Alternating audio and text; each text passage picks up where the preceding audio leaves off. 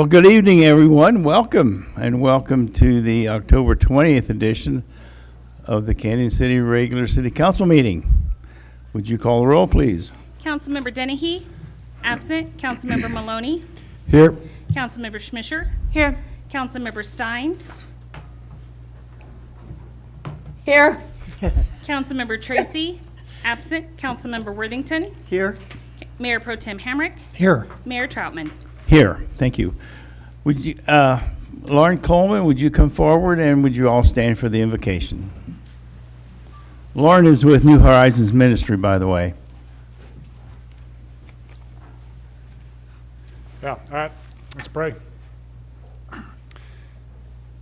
Well, Father, we just start off by giving you thanks for this community that you've put us in. It is beautiful and we are blessed. Thank you for your protection over it. And Lord, thank you for these men and women that you have entrusted to govern the city, and will you give them wisdom and discernment to make choices that are good for the community, especially for those who have the cards stacked against them for a flourishing life. And we ask it all in the name of Jesus. Amen. Pledge of Allegiance. I pledge allegiance to the flag of the United States of America and to the republic for which it stands, one nation, under God, indivisible, with liberty and justice for all.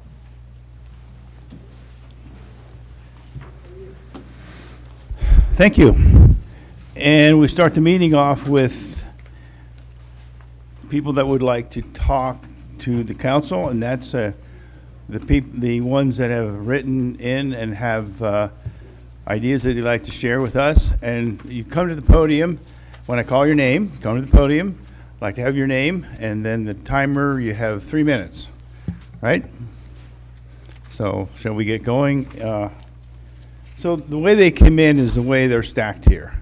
So it's a variety of things that they'll want to talk about. So the first one was Mark Schofield. Is Mark here? Okay, Mark. Good evening, and thank you for allowing me to speak. I'm going to begin with thanks, and I'll conclude with thanks. Thank you for your leadership in the challenging times that are facing the community right now. I am not here to express opinions. I'm here to remind you of 3 short and simple statements and oaths. The first one is that Congress of the United States shall make no law respecting an establishment of religion or prohibiting the free exercise thereof or abridging the freedom of speech. Pardon me for reading these. They're written precisely. They're to be followed precisely. I want to quote them precisely. The second one you may recognize. It was the beginning of your service to this community. I do swear or affirm or swear by the ever-living God that I will support the Constitution of the United States, the Constitution of Colorado, and the laws of the state of Colorado. That's the oath that each of these people took when they took public office. And my final reference tonight is from the Colorado Constitution, Section 10. No law shall be passed impairing the freedom of speech. Every person shall be free to speak, write, or publish whatever he will on any subject.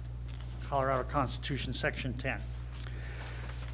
I want to thank you all in advance for your careful consideration of the censure motion and for your integrity and fidelity to your oath.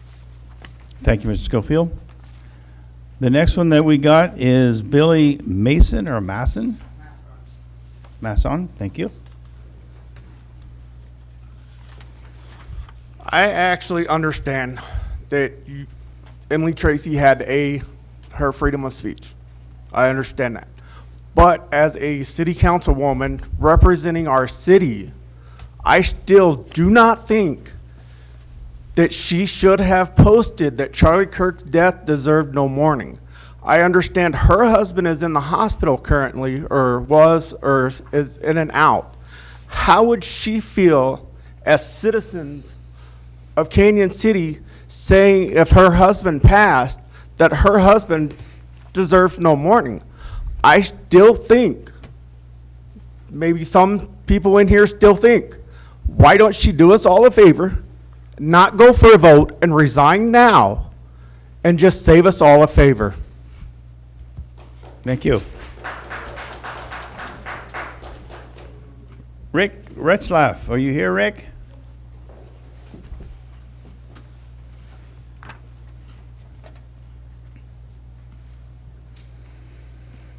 I'm just checking to see, are you guys gonna vote tonight on fence or talk anything about changing that ordinance tonight? No, we don't have it on the agenda tonight, but we are going to talk about it. Okay, We brought that up the last time you were here. okay. Okay? All right, it's been a while, so just waiting. Thank you.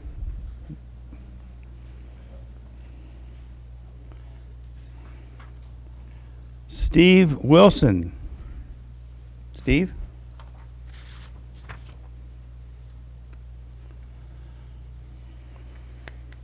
I thought, Mr. Hamrick, last time you said we had 5 minutes, not 3. But anyway, I'll go different thing. The building department, I've heard for years what a nightmare it was to do building in this city, and I always thought maybe it was exaggerated. I'm living it now. A year ago, after working my hiney off for 50 years at Portland, I had enough to build my dream house in Dawson's Ranch at 464 Greenhorn. When I bought the lot, I made sure it had a water tap. Found out yesterday that after 5 days of digging, they couldn't find the water tap. Guidance from the city department, from the city water, told them to keep digging, day after day, keep digging. They couldn't find the water tap. So my contractor, American Dirt out of Pueblo, is out $12,000 because of the advice from the city water department. Ended up putting a new tap in because they never could find it. Ryan Clevin from High Peaks Custom Homes is my builder, one of the best builders in Canyon City. He's done with Canyon City after this project. He's building a 4 mile, he's building Dawson's Ranch, dozens of homes in this community. Tomorrow I'm supposed to close on my house. I don't have occupancy because of the street needs patched, because the city water department told them to keep digging and dig up half the street. So the city department of right-of-way said, well, I can't have occupancy on my house, my $1 million house tomorrow, because the street wasn't patched. My bank will not give me financing with a temporary occupancy permit that's due tomorrow at noon. I called earlier, Ryan Stevens never got back with me, and I understand we had bad connection on the phone. American Dirt wants to be reimbursed $12,000 for their 5 days of work under the guidance of the city water department. They're not going to fix the patch in the road because they're not getting reimbursed from the city because they were supervised and guided to keep digging into the street. The water tap wasn't there. The city says we're not, the city water department tells me we're not going to reimburse people for mistakes made in building Dawson's Ranch and the water permit, the tap wasn't there. But you're spending $20 million up there for flood control that wasn't done correctly. You can surely reimburse somebody $12,000 for a water tap that wasn't ever put in and it never did exist or they couldn't find day after day. So now I got $1 million house sitting up there tomorrow after 9 months of building, working my hiney off for 50 years. Now I can't move in tomorrow. Can I get occupancy for tomorrow? Mr. Wilson, I spoke with our departments this afternoon, and we should be able to get you a CO in the morning. If A permanent, not temporary? not a temporary, a CO. Did you put your phone number on the request to speak tonight? Yes, sir. Okay, I can give you a call first thing in the morning. Thank you. I need to close by 3. Absolutely. Thank you. Thank you, Mr. Wilson.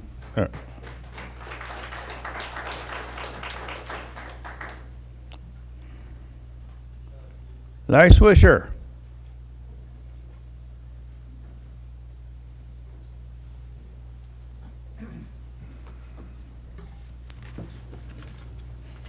Yeah, hi, Larry Swisher, Penrose. I'm not a citizen here, but that's fine. This is regarding Emily Tracy. I met her 6 years ago, I guess, Black Hills Energy Matters. I know she's done a lot more prior to that for Citizens Advisory Group. I'm just going to make a simple request that when it comes time to recognize what she's done for this community at the end of her term, that at least as much effort is put into that as apparently is being put into this censure resolution. That's a simple request. Thank you. Thank you, Mr. Swisher.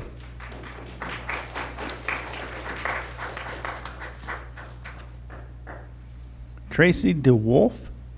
Do I have that right? Is it Tammy or Tracy? Tammy, sorry. Close enough. Good evening. I'm Tammy DeWolf. I am also here this evening to speak on behalf of Emily Tracy and council member work that she has done over the years and that she stands for in terms of the professional decision-making that she makes for Canyon City. So, short, sweet, I support Emily Tracy. Thank you. Karen Hunter.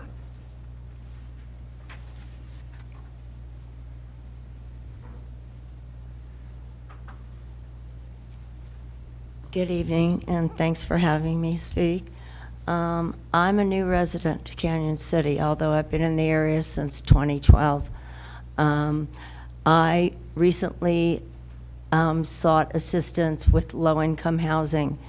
The building where I live is run by a tyrant woman, and in all my efforts to find out who is the actual manager of this corporation that owns the building, I've come across Cardinal Capital, and Cardinal Capital is right now in non-compliance at the Secretary of State's office. On October 31st, it will indeed be delinquent. I've read about that, and I'm not sure what happens to tenants after that. They monopolize low-income housing in this area, and they have very sketchy and many corporate names that they kind of switch between, but all of the corporate names have been non-compliant. All of them have been either dissolved or are in a non-compliant or delinquent state at this point. I've done some research and I found out that when a company in the state of Colorado goes non-compliant, they're no longer able to access Colorado courts or really even receive rents or sign a contract with me, which was signed really recently, like 6 weeks ago. Since then, my apartment was invaded by the maintenance man without notice. I'm a 71-year-old single woman, and this made me feel very insecure. When I tried to contact the company about it, I was shut down. They act like this incident didn't happen, and yet this incident has brought all sorts of hell to my door. This afternoon, I was visited by the Canyon City Police Department, who I'd contacted last week originally when I found out this information. The vibe there and the lack of tenant rights being observed or posted or even imagined in management's mind is ridiculous. Now, I know that HUD has its very own tenant rights, and they are based on just housing rights in the U.S. I mean, they're all based on civil rights, let's face it. I was told by the Canyon City Police Department today that if I continue to speak out, I would get myself in trouble. So me exercising my First Amendment rights is going to get me in trouble. I don't know what trouble that will be.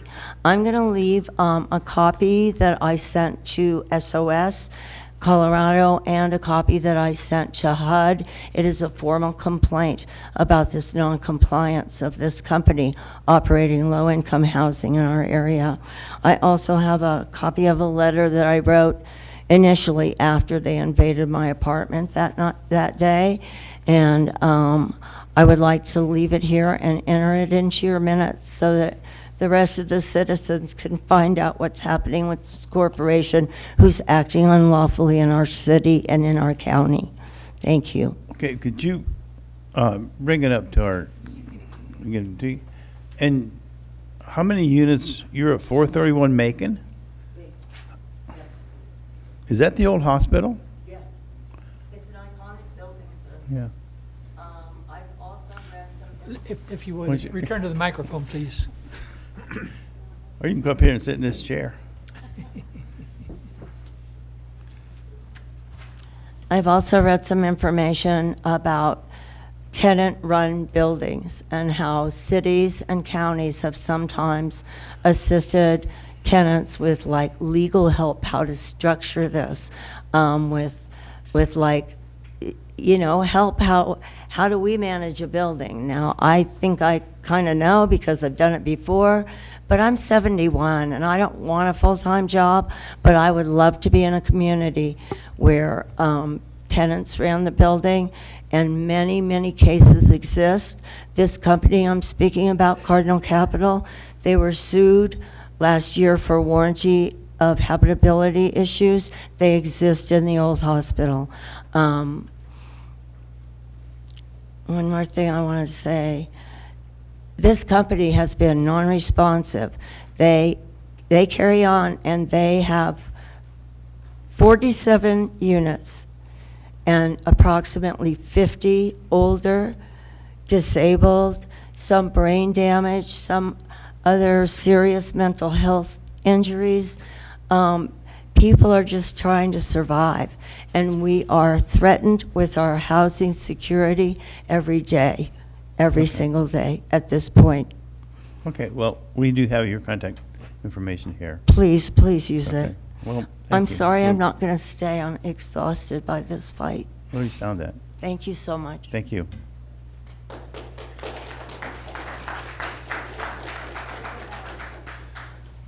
Michael Pop, is it? Michael? Pop, pop up there. Okay, I certainly will. My name's Michael Pop. I'm here in support of Council Member Emily Tracy regarding the possible censure of her. And I'll say it's not a good evening. It's not a good evening because the last meeting you had concerning this, many of you had a chance to vote no, as Ms. Tracy did, to forward this censure. And instead, you chose to, even though I've seen a lot of you motioning your heads in negative fashion that you didn't believe what was going on was correct, and you voted yes to go ahead and move ahead with this. And as the first gentleman that spoke, you know, you're bound by our Constitution, freedom of speech. And to take it into private chambers when it could have been shut down right at the moment was a failure. Thank you. Thank you, Mr. Pop. Dennis Weed, is he here?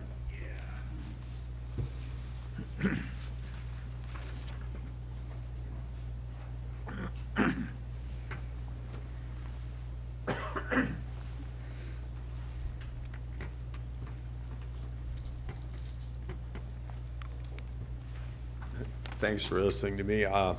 Before I get started, I'm just going to say, piece of advice: when you get to my age, you shouldn't stand on the top step of a step ladder. That's a really bad idea.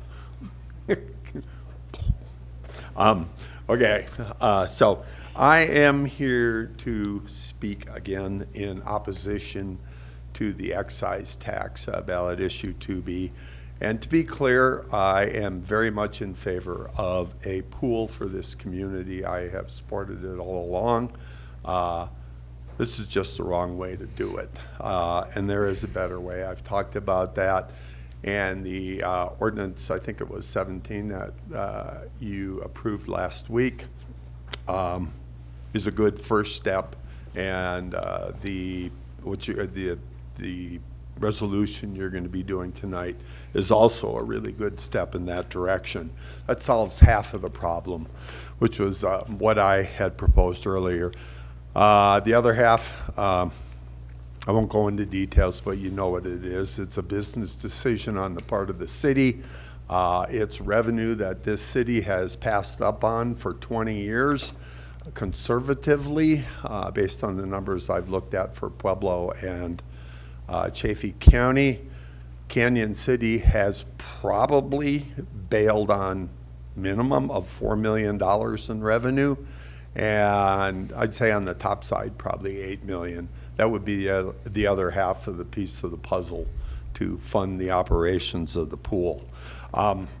As far as the pool goes, or as far as the ballot issue goes, there isn't going to be any winners in this. If the ballot issue fails, we're going to be kind of back to square one.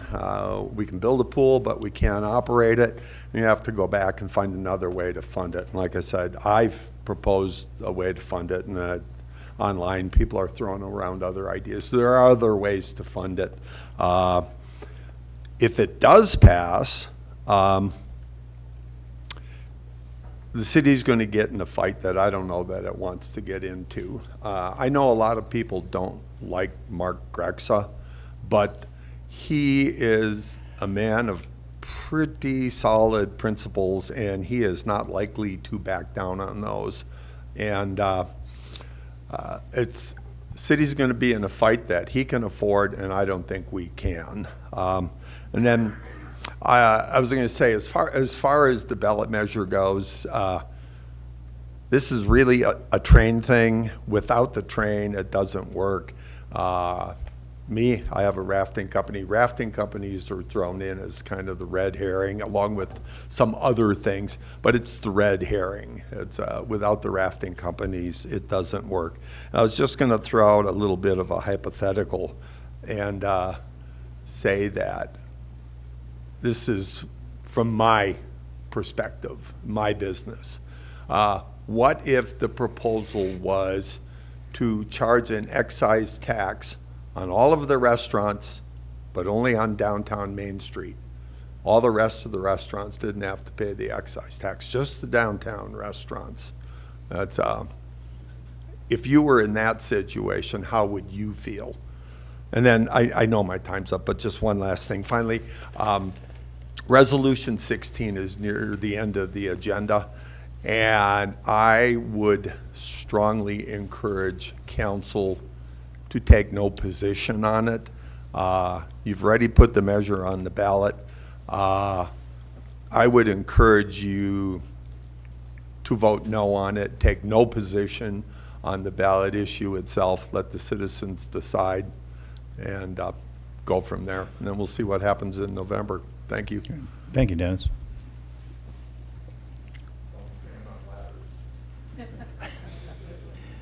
Deb, is Dewey? Deb Dewey, is it? Dewey. D-E-W-E-Y.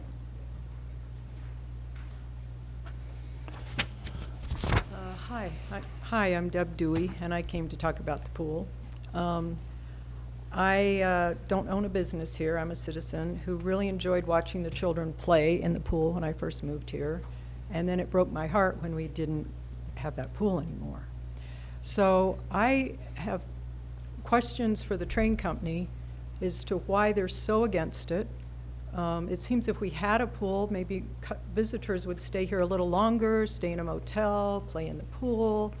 I understand that the train company gets when you go to get a ticket, then there's a $10 fee on top of that for historical reasons. And I'm wondering, anybody know what these historical reasons are for that $10 fee? I could guess. I'm not going to, but I could guess. And I also understand, correct me if I'm wrong, that if you buy a ticket for the train once this passes, then it's a $2.25 addition to the ticket in order to help fund the pool, Yes. which honestly doesn't seem like that much to me. I don't know, I think they own the mansion, and someone told me the other day, it's hearsay, did they actually just drop $2 million to improve the mansion so they can put money in their own pocket for a pool and for a motel and a restaurant? It just. Are you Mark? Okay. Well, we'd like to keep the, you guys want to talk together, but go Not ahead. and- necessarily. Thank you anyway. So anyway, I just had a few questions for the trained people, and I'm assuming that they're not here, and I just kind of wonder how they can add that extra $10 and what's wrong with $2.25 so we can have a swimming pool. That's important to me. Children are on the internet a lot, and if they go to a swimming pool, they're face-to-face. They're interacting. It just, every time I went by the pool, everybody was so happy. It just seems like it's really important to me that we have a pool. And a lot of people in our community, I sent out text messages saying, wish me luck, and I got all of these, good luck, good luck, good luck, we need a pool. So if it doesn't pass, I don't see why I, as a citizen, and I have no clue what I'm talking about money-wise, but it's so important to me, you could up my taxes enough to pay for the pool. I think we tried that. Thank you. Jay Klingerman, I know I saw you here somewhere. There you are. Come on down. It's normal. You just came from the principal's office, right? I plead the fifth. Huh? Good evening, council. My topic tonight is actually economic development, and it stems from last week's candidate forum. That seemed to be one of the main recurring themes, and also difficulties hearing a lot of folks with how they work with our departments within the city, primarily in the building department. And I don't want to throw a stone at the building department. I want to come here with a solution and offer a hand of, hey, what can I do to help?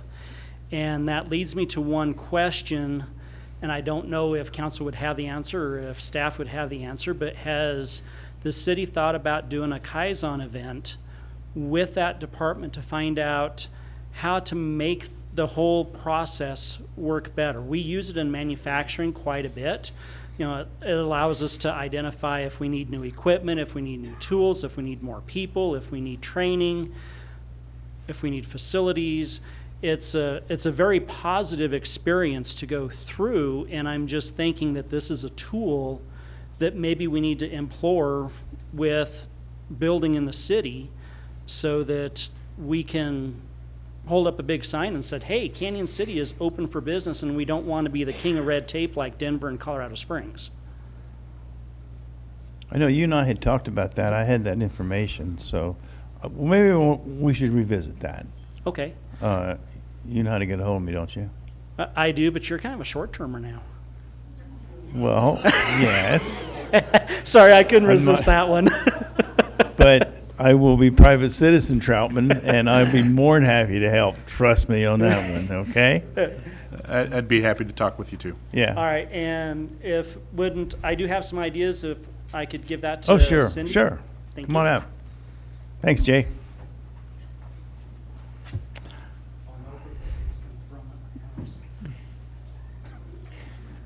We have talked, right? Okay. Kelly Pascal Gould. Yeah, that's me. That's you? Yeah, I'm from the train and I can answer a couple questions if you'd like. Yeah, come on up. Sure.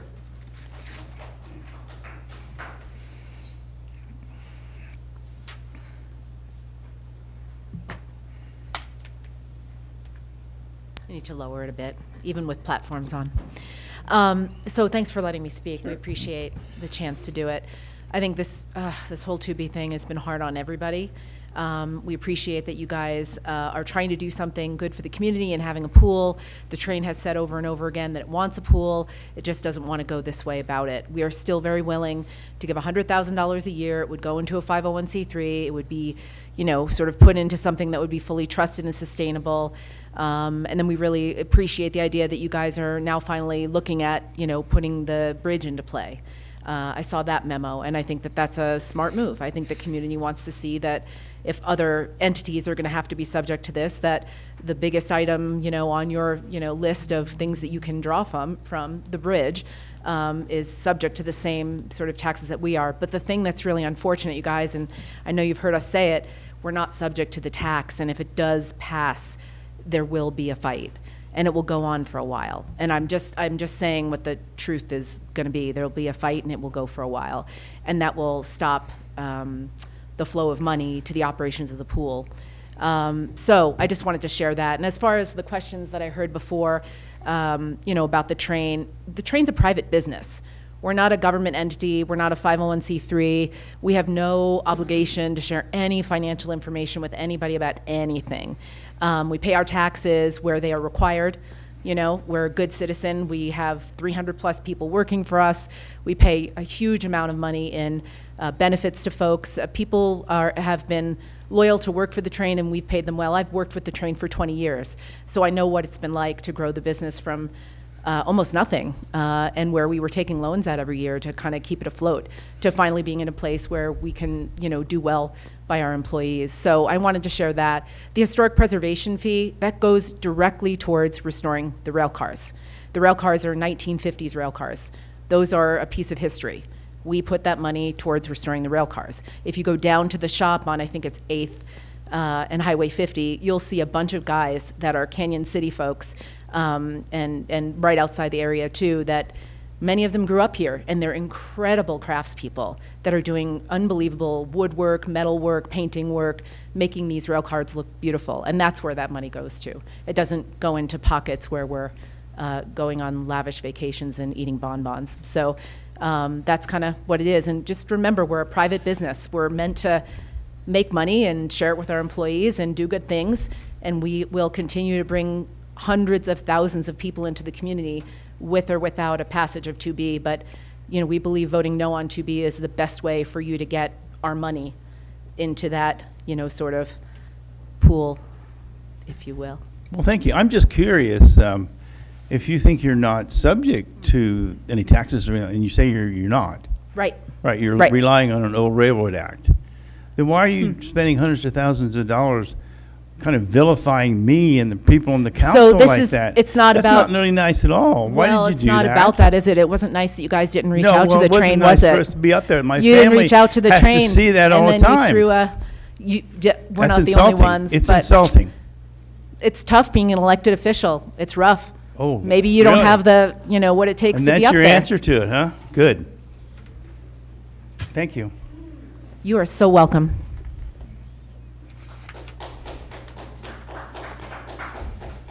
Will Colin.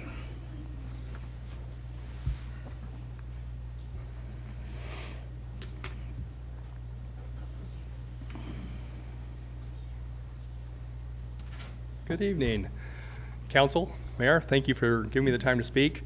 I had prepared a whole bunch of stuff, but there's just no way I can get through it in 3 minutes, much less 10. So, as you all know, and hopefully most of Canyon City knows, I'm a proponent of the pool. I think we need one. Definitely want one. I don't agree with the way the city's going about raising those funds. Last year, there was 3 measures that came up for vote, 2A, 6A, and 6B. Everybody in this room and everybody in this town was told if you vote for all 3 and we get all 3 voted, we'll have a pool. We only got 2 of them passed through. I assumed that was done. It was over. I didn't think much more about it. Apparently there were still meetings going on, but we didn't know anything about that in the tourism industry because we work really, really, really, really hard all year long, but we work even harder for the 6 months around summer. And all of a sudden, in August, the end of August, it comes to our attention that the city is going to quickly and hurriedly push into 2B to tax tourism. It's unclear who at this point in this story, but at that point it was pretty obvious that you guys were going after the train, and because they're in the city limits, and there's 2 rafting companies in the city limits as well, Raft Masters and Lost Paddle. We're just collateral damage, I guess.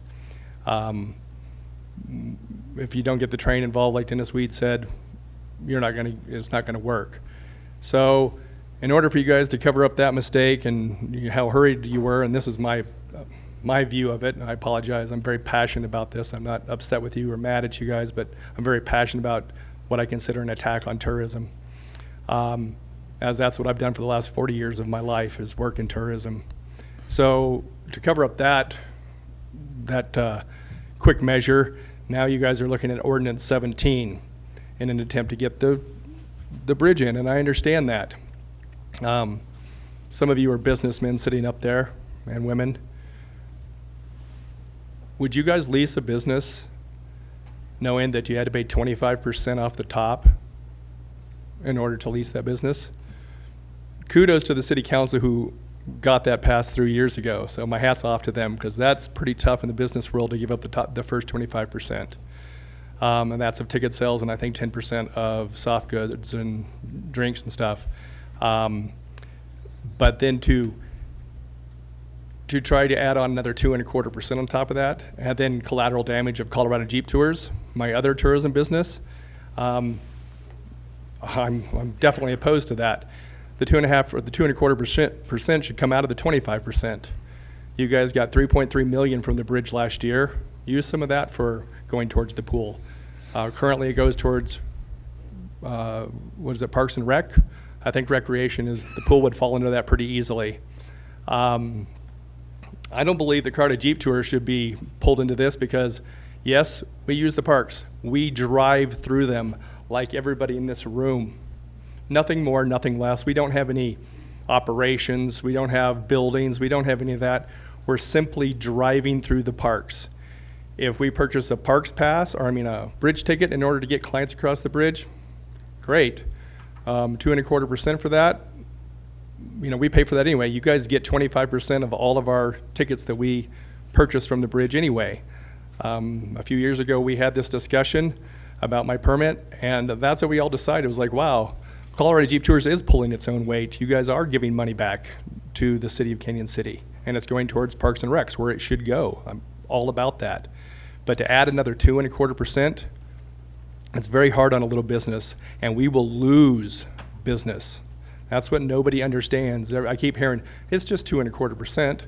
Well, I'm saying that back to you. It's just 2.25%. Take it out of your bridge part. Don't bet it on the bridge. Don't put it on me. Don't put it on small business. I don't have any facilities in your parks. All I do is drive through them. As a matter of fact, I'm the eyes and ears for you guys. I talk to Rex Brady probably once every week or once every 2 weeks, letting him know about issues that are going on in the parks. I'm a team player, but I don't feel like I'm part of the team right now. Especially, I know you guys get hassled for sitting up there, and I apologize for that. That's not fair. But now I'm getting hassled by the two beers that don't like me because I'm the evil empire. I'm far from an evil empire, okay? The train, they were a small business too at one point. Say what you will about Mr. Gregson, the train, but they bring a lot of people to this town, and they work hard down there. And I know some people view them as the evil empire, but you got to do what you got to do to make a buck. And I'm doing everything I can to make a buck, and I see a way that I'm losing that now. And so I would really like you guys to reconsider how you guys are looking at Ordinance 17. There's nothing we can do about 2B now, but Ordinance 17, other than vote against it, but Ordinance 17, that's no way to go about doing this. That is the wrong angle. Take that 2.25% out of that 25% that you guys get. Thank you for your time. I appreciate it. Thanks, Will.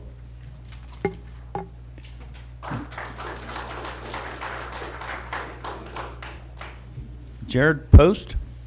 Is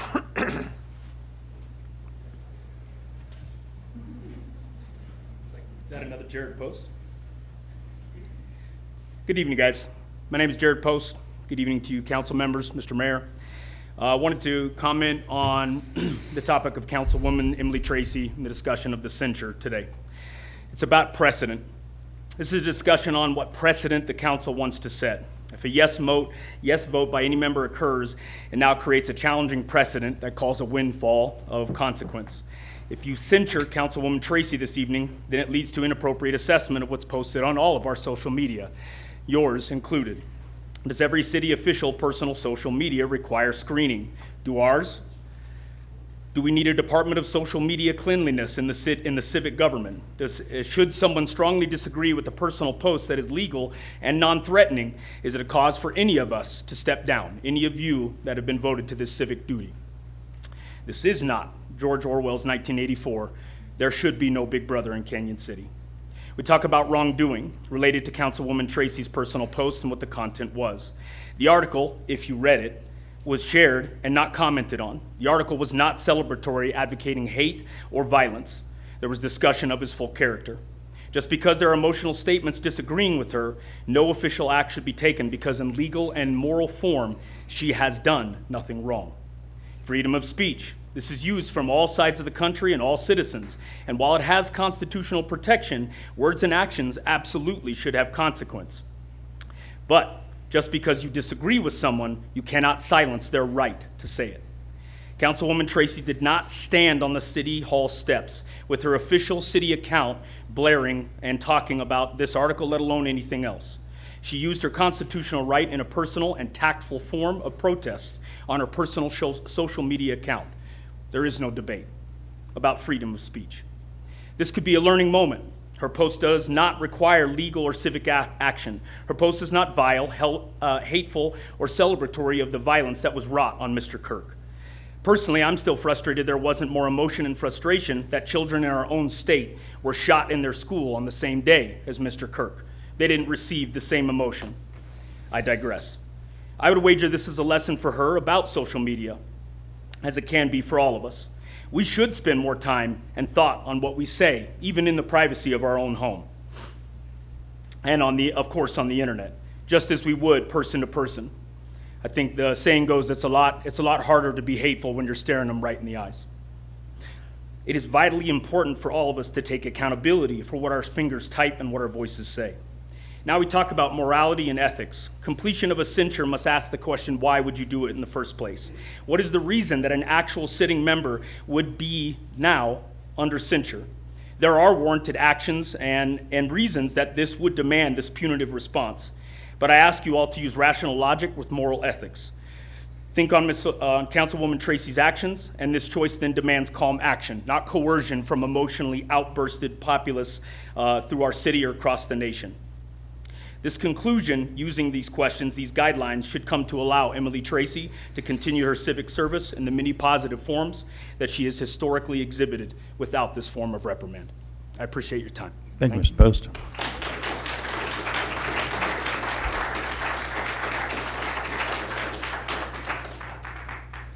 That's it, unless you have some more. Okay, let's move on to council member announcements or board, any kind of updates? Anyone? We have general government. Budget hearing. Budget hearing. Oh, fun. Budget hearing Wednesday at 5 o'clock, right here. Anyone else? Okay, let's move on. At this time, I have a proclamation. Excuse me. It's Pastor Appreciation Month for October, and I'd invite the pastors in the audience to come on up. Were there any here? There are. Let's come to the podium. Do you all have a copy of this proclamation, Council? Would you share reading it with me? Gentlemen, would you give us your names, please, and what church you're with? Yes, Nelson Hoover of Skyline Mennonite Church. Thank you, Nelson.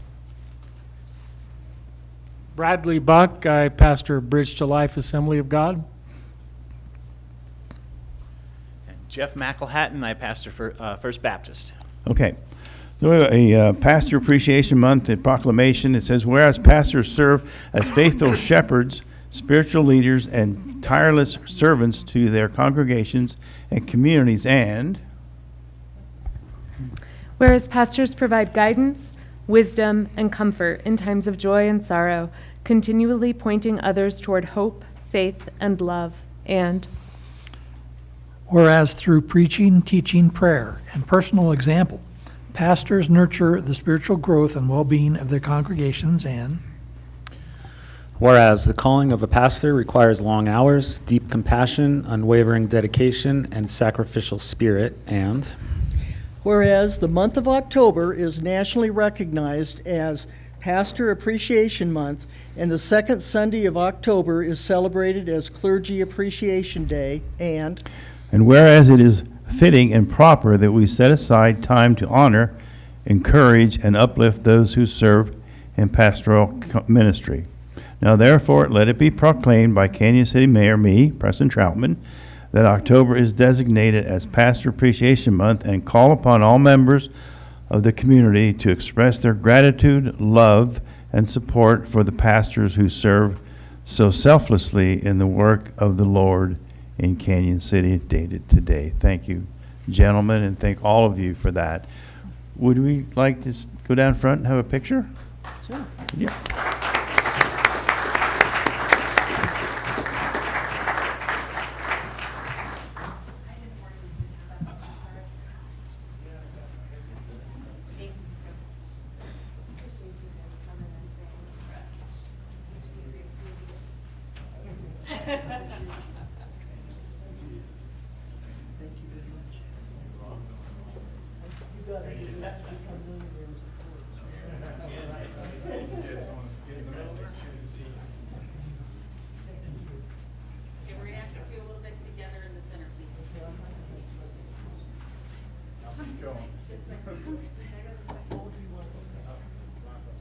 Stand behind the logo.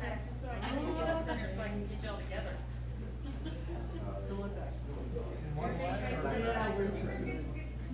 No, sir. What do you do? Okay, ready.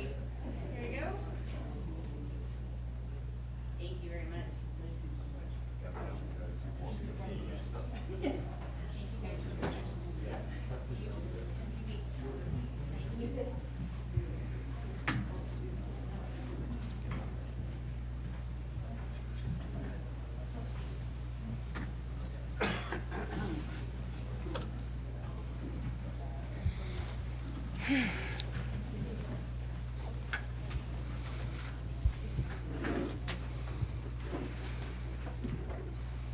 Okay, employee recognition. I'd like to invite Butch Batzer, our Director of Human Resources, to come forward and tell us what's going on. Good evening, Mayor, Mayor Pro Tem, council members, and other distinguished participants of the dais. It's good to be with you this evening. I know you're excited because this is the second meeting of the month, which means it's our opportunity to recognize our employees. We have two employees that we're recognizing this evening. Unfortunately, neither one of them could be with us. One of them has a very good reason, and I'll tell you about that in a minute. Tonight, we're recognizing Shannon Hinton. Shannon is celebrating 5 years of employment with the city. She started on October 12th, 2020. She was hired as a part-time HR payroll coordinator in the Human Resources and Finance Department. On February 21st of 2022, Shannon was selected for the full-time position of Accounting Technician 2 Payroll in the Finance Department, a position which she continues to hold and excel at. And our next employee that we're recognizing, and he has a very good reason for not being here tonight. Tomorrow at this time, there's a very good chance he'll be a new father. Oh, so we gave him a pass. And that's Quiston Stewart. Quiston was hired on October 12, 2020 as a utility maintenance worker in the Water Distribution Department. On January 23rd of 2023, Quiston was selected for advancement to equipment operator, utility maintenance worker in the Water Distribution Department, a position which he continues to hold and excel at. Thank you for your time. Thank you. Butch. Okay, let's go on to the consent agenda. I would ask the city administrator to review the agenda and the consent agenda. All right, thank you, Mr. Mayor, members of council. Item 8A is to approve the minutes for the regular city council meeting on October 6th, the general government meeting on October 8th, and the special meeting, which was an executive session, on October 6th. 8B authorizes a one-time payment to the Royal Gorge Chamber Alliance Foundation in an amount of $15,000 for assistance with new office and Colorado Welcome Center staffing. 8C authorizes the city administrator to sign a professional services agreement with Icon Engineering in an amount not to exceed $80,935 for RFP 63-25, the 3rd Street Connector. 8D authorizes the city administrator to sign a professional services agreement with Three Rocks Engineering in an amount not to exceed $98,450,000 for RFP 64-25. That's for the Central and Orchard Safety Improvement Study. 8E authorizes the mayor to sign a water service contract for Helmick Subdivision. 8F awards bid 61-25 emergency generator replacement at the water treatment plant to Guarantee Electrical Contracting in an amount not to exceed $72,536.40. 8G awards bid 75-25 library HVAC replacement to Citrine LLC in an amount not to exceed $11,800. 8H is to receive and file a monthly budget summary for August, and 8I is to receive and file cash disbursement and P-card disbursements. Thank you. Any questions of our administrator? Amy? Thanks. I do have a number of questions. First off, relatively easy, 8G with the library HVAC replacement. I understand that that has to go before the Historic Preservation Commission and that that won't happen before November. I just wanted to confirm that we won't give the notice to proceed until the Historic Preservation Commission has in fact reviewed and given that okay? Correct. Wonderful. That's part of the building permit process. Great. And then the second, hopefully pretty fast one, and then two that have a few more questions. On 8H with the monthly budget summary, I think that this is really helpful to have going into that workshop that we'll have on Wednesday evening regarding the proposed 2026 budget. And I just want to make sure that we'll have a chance to kind of better understand those line items that are maybe trending as higher, trending with more spent than where we were at that point in the year, or less spent than where we were at that point in the year, so that we can understand if those are anomalies or if those are things that need to be taken into account with the 2026 draft budget. Can we do that on Wednesday? Go through this? At least understand that how staff has taken this into account in preparing the 2026 budget. Yeah, when we prepared the 2026 budget, there's estimates in there, and a lot of what you see in this document flow through to those estimates, and we're constantly updating those estimates. So yes, we can talk about it Great, Wednesday. Thank you. I did have a few additional questions about the two professional services agreements with regard to the road work that is being proposed for the 3rd Street Connector and the Orchard and Central safety improvements, if that's all right. Yes. Awesome. Thank you, Mayor Troutman. I'm listening. With regard to the 3rd Street Connector, could you explain kind of how that overlays with the work that was just done downtown and on 3rd Street? No work is being redone. Is that correct? Yeah, that's correct. I see Leo Evans walking up to the microphone. He's our Public Works Director. Leo, do you want to go ahead and answer that question? No, I was just being ready. Your answer was correct. There's no work being redone that was recently done. And do we have a sense of kind of how that project will intersect with the former Clark Station Western Gateway Plaza design project that will be going on at the same time? How are we being intentional in ensuring that the design of the 3rd Street Connector is really connecting the design work that's being done down there as well? Yeah, I think those projects are kind of separate right now, and they were never envisioned to intersect, but the timing is well that the master plan work for the Clark Station property is underway. We've got a lot of overlap between the teams with similar people on both sides, so if there are things that come out of that master plan process, we'll be able to incorporate that into this design as well. So this design ties into the Riverwalk on the north side of the river, and it is just a little bit to the east of where the Clark Station master plan stuff kind of ends, so I don't know that we'll have much, but we'll be ready for it if there is some. Okay. I guess I'd really like to ensure that we're intentional about proactively ensuring that it does tie in.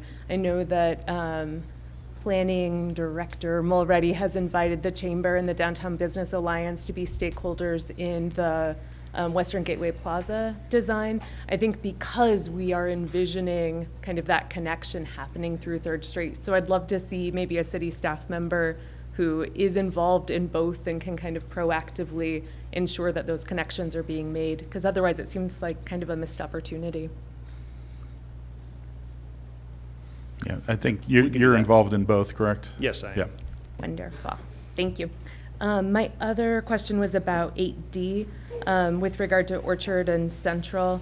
I understand that we are looking primarily at 2 different options, and I'm wondering why we aren't also considering just a simple 4-way stop without adding kind of an S-curve or a turn lane. I mean, if we're looking at, how much traffic is going through there and what is actually required, is there a reason why that option isn't also on the table? I'll leave that to our engineer. I think all those options are on the table. It's not, I wouldn't say it's entirely clear if you look at that one part of the proposal, but they will be doing a full traffic study of that intersection to determine what the best traffic control is. So it may just be a 4-way stop at that Orchard and Central intersection. It's been looked at a few other times, and we did ask for it to be done again with this project. Okay. And I believe that we normally have open houses and kind of outreaches done to residents who live in that area who, would most be impacted by this. I know so many people travel through there regularly, but obviously those who live in the immediate adjoining neighborhoods, I'm sure would want to have an opportunity to give their voice to the process. Will we be doing an open house? We'll certainly do one during the design process, yes. Great. Thank you. I really appreciate that. John? Thank you very much, Mr. Mayor. Do we have a representative from the Royal Gorge Chamber here tonight? I don't believe I'm not seeing one in the audience. I had a couple of specific questions about about us being a regional partner with the Colorado Tourism Organization. In the Colorado Tourism Office mentions, perhaps a position, the Welcome Center Brochure Manager. Do you know if that is a center employee or a state employee? I don't know that I can answer that question. I for you, Mayor will. Pro Then Tem I will Hamrick. hold my questions Sorry. in abeyance until I can grab Rich at some point. Thank you. Thank you, John.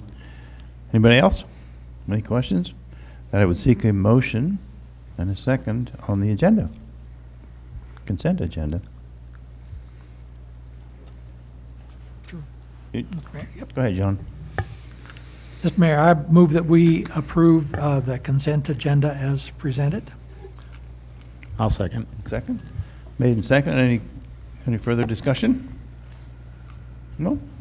Would you call the roll, please? Councilmember Maloney? Aye. Schmisher? Aye. Stein? Aye. Worthington? Aye. Mayor Pro Tem Hamrick? Aye. Okay, thank you all. And at this time, we have the much-waited for administrator's report. Mayor and Council, you have the written report. We have a fairly packed agenda, and there's still a lot to get through. I would cede my time unless there's any questions. Oh, thank you so much. Any questions of council? None. All right. Hang on 1 second. John, we're moving.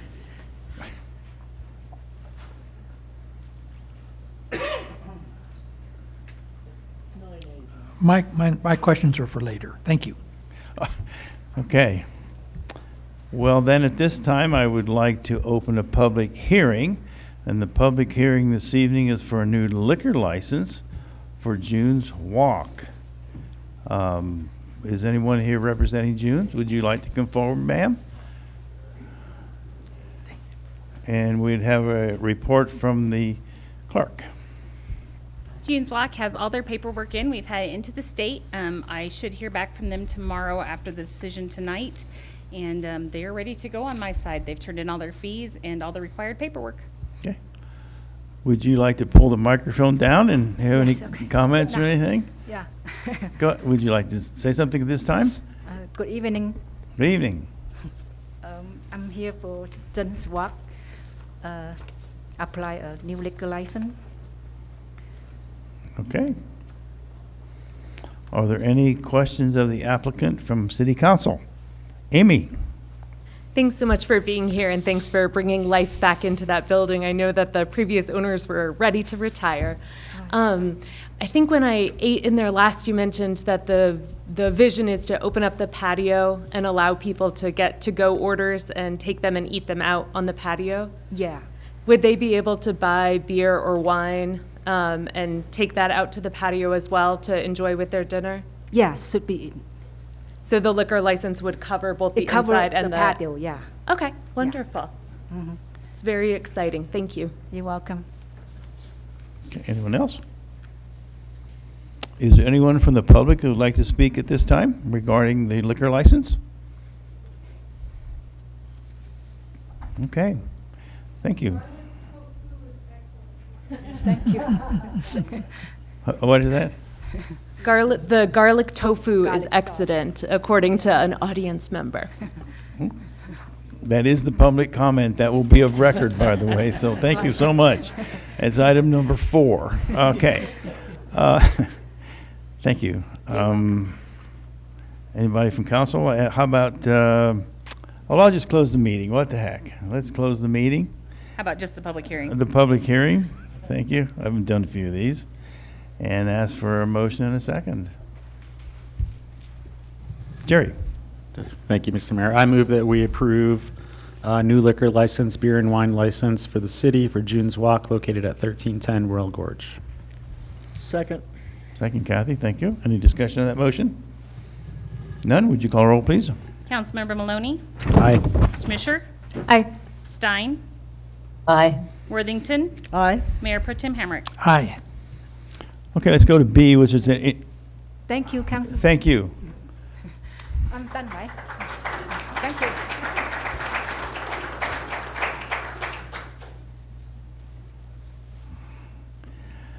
Let's go to B, introduction and first reading by title only of ordinance 15, series 2025, an ordinance of the City of Canyon City amending chapter 17.06 of the Canyon City Municipal Code regarding electric vehicle charging stations and opting out of any further requirements in accordance with House Bill 24-1173.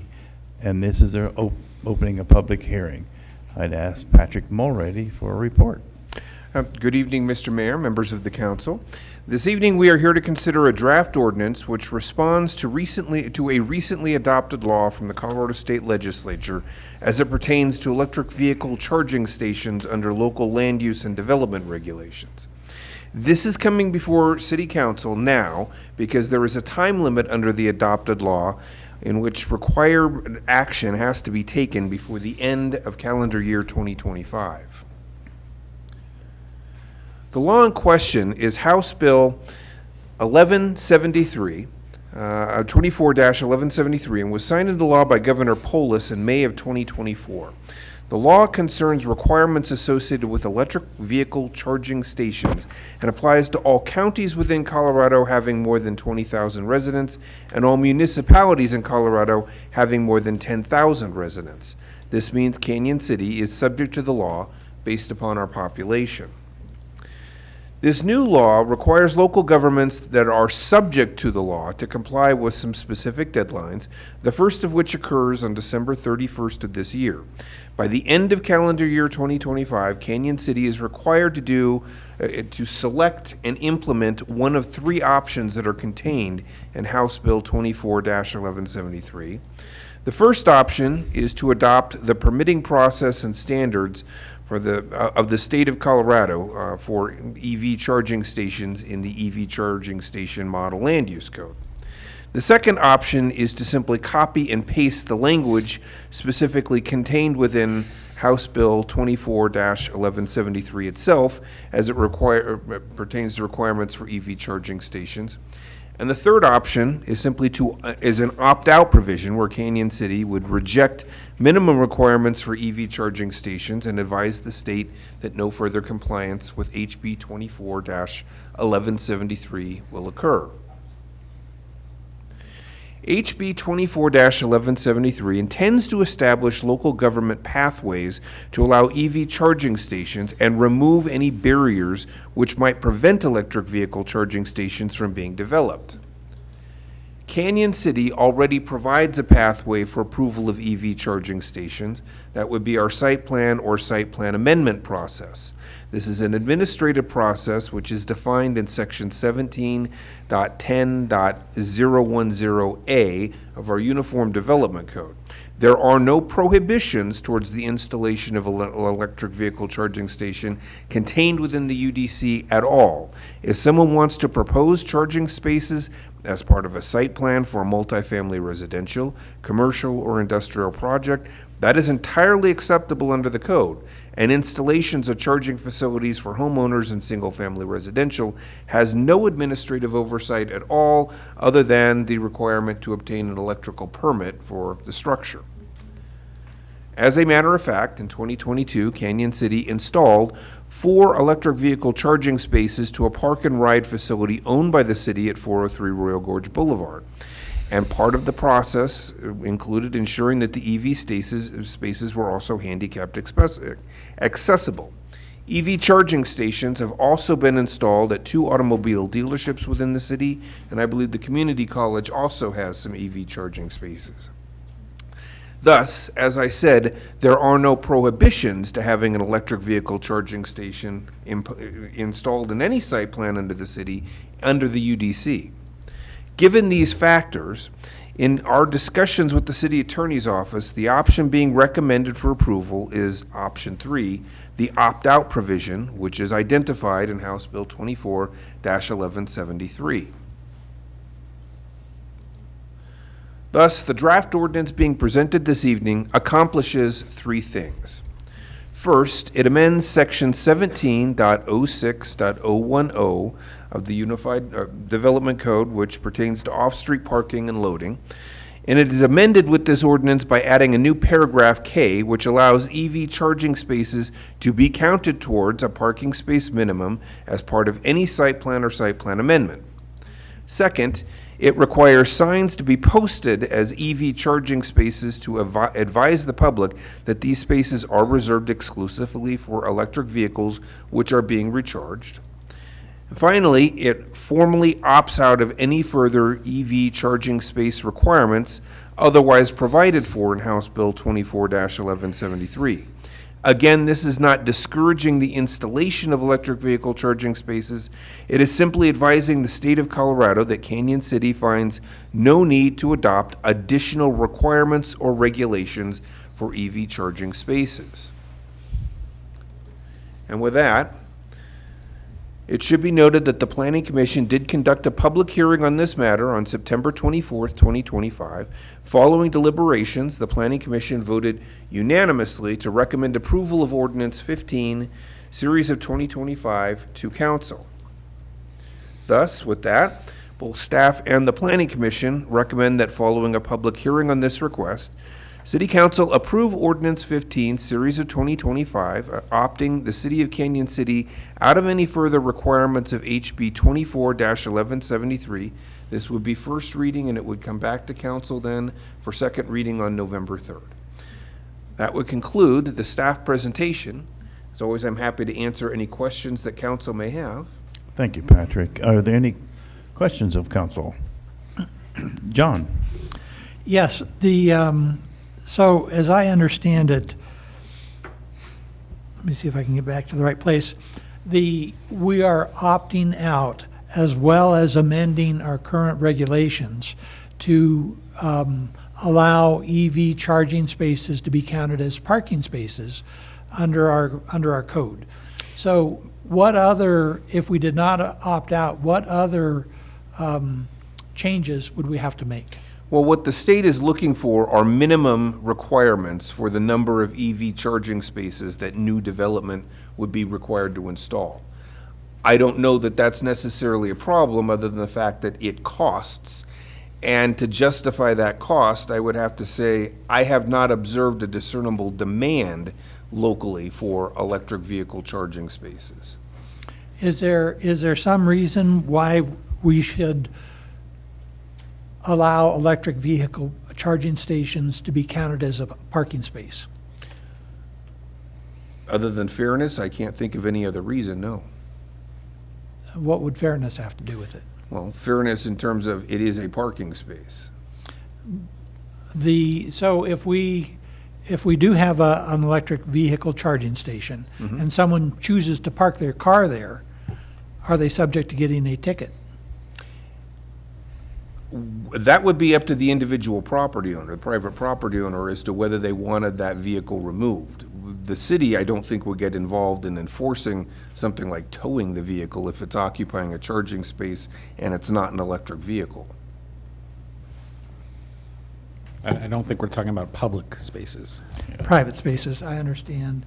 And I'm just questioning the idea that we would be allowing charging station spaces that might be restricted to electric vehicles only, and counting those as towards meeting parking requirements for a subdivision or apartment house or something like that.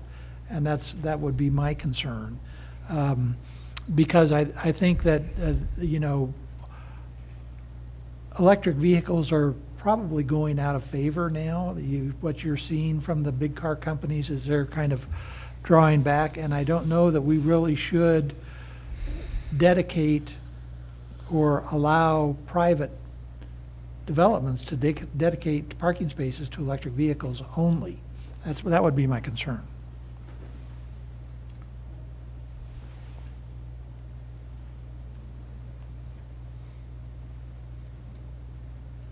So yes, when you have a parking requirement, that would be counted even though it was an electric space. What this change would do is say, yes, if you are installing, pick a number, 2 electric vehicle charging stations, those 2 spaces would be counted towards meeting a site parking total. I don't know that that would necessarily be a problem, because what we have observed is in commercial development locally, they tend to dramatically overpark what the minimum is anyway. So I don't know that that would present a problem if you had a certain number of electric vehicle charging spaces and the rest of them were all normal, regular vehicle parking spaces. If the property owner restricted that parking to electric vehicle only. That would be their job to enforce that rule then. Great, okay, thank you. I think that takes care of my concern. Thank you. Okay. Any other questions of council? Are there anybody from public would like to speak on this issue? Shocking.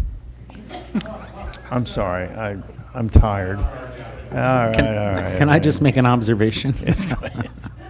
So, Patrick, this will reduce building costs in Canyon City. Is that correct, as opposed to other areas around us that are implementing this new rule? Well, we would remain as we are now. We would not be imposing additional new costs. Right. Areas around us that do adopt, the state model charging code regulations would not only have minimum numbers of parking spaces by type of use, that they would have to install. That would then be an additional cost that gets passed on to whoever is building the property. We won't have that in Canyon City. Correct, so that's a positive. That, I would regard that as a positive, yes. Okay. Then I'm going to go ahead and close the public hearing unless there's questions of Patrick. There seem to be none. I would close the public hearing and ask for a motion. Oh, Kathy, I'm sorry. Yes, I'll make the motion. Okay. With microphone on. I would like to make the motion that we approve the ordinance number 15, series of 2025 by title on the first reading and set second reading for November 3rd, 2025. Second. Second made and second. Any discussion on that motion? Would you call roll, please? Councilmember Maloney? Aye. Schmisher? Aye. Stein? Aye. Worthington? Aye. Mayor Pro Tem Hamrick? Aye. Okay, thank you. Thank you, Patrick. B, social media policy for elected officials. I would invite the city administrator. What? I did? Oh, my goodness. Sorry. This is a discussion, the ordinance referring to and referral to committee, water rates and stormwater rates. I would again ask the administrator or the staff member You Ryan, you? Yeah. Okay, Ryan, go ahead. Thank you, Mr. Mayor, members of council. Item A11AI is referring water rates to discussion at the November 5th general government meeting. And 11A2, stormwater rates, also being referred to the general government meeting on November 5th. You can do one motion to refer both to the general government meeting. Okay, Amy. Thanks. I have a couple of questions. I think that what is attached for the water rates, it appears to be the same, and it doesn't reflect the direction from council of the previous general government or vision committee meeting. Could you help us understand that and what we'll actually be seeing and considering on the November 5th meeting? Thanks. Yeah, I think they're still working, Travis, on the ordinance that includes the restructuring along with the proposed rate increases. Travis, you want to talk through the mechanics of that? Yeah, after discussing with the attorneys, it looks like we'll be able to do the restructuring and the rate increase via one ordinance. And so when we talk about it at that general government meeting, it'll be a single ordinance that has the rates of the first year water rate reorganizing, as well as a 7% projected increase. So it'll be, those numbers will be on that ordinance when we have the discussion. Thanks so much, Superintendent Payne. I know the water master plan and the rate study were a lot of work for you and your department this year, and really looking forward to seeing that. I'm assuming then that we would see the ordinance with the updated restructured rate structure in advance of the November 5th meeting. That is correct. Awesome. Thank you. Really appreciate it. Yep.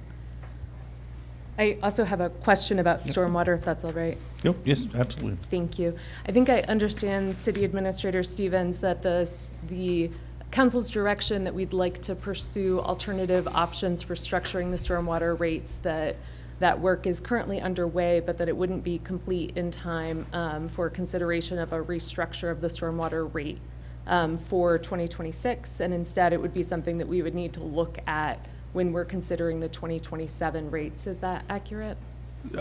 It is correct that it will not be ready for this discussion. It is currently being looked at by the consultant as far as alternative structures. And I think that will come before council at some point when the consultant comes to present, and then council at that time will decide the timing for bringing forward that structural change to the water, stormwater rates. Do you have a sense of when the consultant might bring that forward? Leah, do we have a timeline for where they're at? About 4 to 6 months, I would say. So that's 4 to 6 months. So that's something that we could consider in advance of November. We could actually make that change mid-year next year? If council wills it. Potentially, yes. Okay. And then my other request would just be, would it be possible during the November 5th meeting to also talk about, like, what does the stormwater fee actually go to?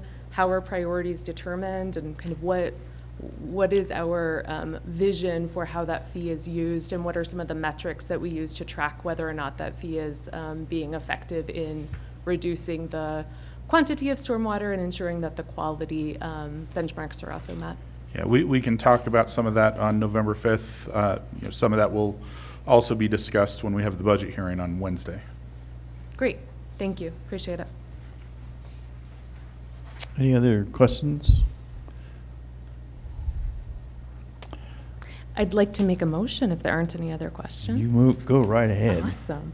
I move that we refer the ordinance of the water rates ordinance and the stormwater rates ordinance to the November 5th general government meeting for discussion. Thank you. Second. Second, John. Thank you. Any discussions on that? Would you call the roll, please? Councilmember Maloney? Aye. Schmischer? Aye. Stein? Aye. Worthington? Aye. Mayor Pro Tem Hamrick? Aye. Now, I'm on the new sheet. B, it's social media policy for elected officials. Our city administrator. Yeah, as discussed at the general government meeting a couple of weeks ago, this is the policy that was drafted based off of that discussion, and it's here before you tonight for further discussion and action. So that initially was back in 2018 that this was written initially. Is that it? No, this 2018 was the Code of Conduct. Okay. This is a brand-new resolution for a social media policy Okay. that we discussed. Any questions? Comments? Mr. Mayor? Yeah, John? sure. What I would like to do is, it's a short policy, and I'd like to read it Sure. for the benefits of our discussion here tonight. This is, it's entitled Draft Canyon City, Colorado Private Social Media Policy for Elected Officials. Number one, the purpose. This policy is intended to guide elected officials' use of private social media. Terms in this policy shall have the same meaning as defined in CRS 29-34-101. Number two, separation of accounts. Private social media accounts, excluding private emails and private text messages of elected officials, must comply with one of the following.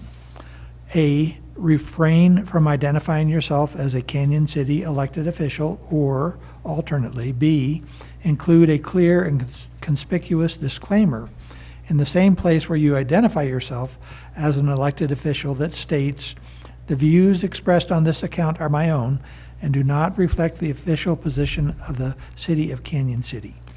And under number three, this was a request from perhaps future elected officials. This policy will be reviewed in the January 5th, 2026 City Council meeting. So we're in essence adopting a social media policy that would cover our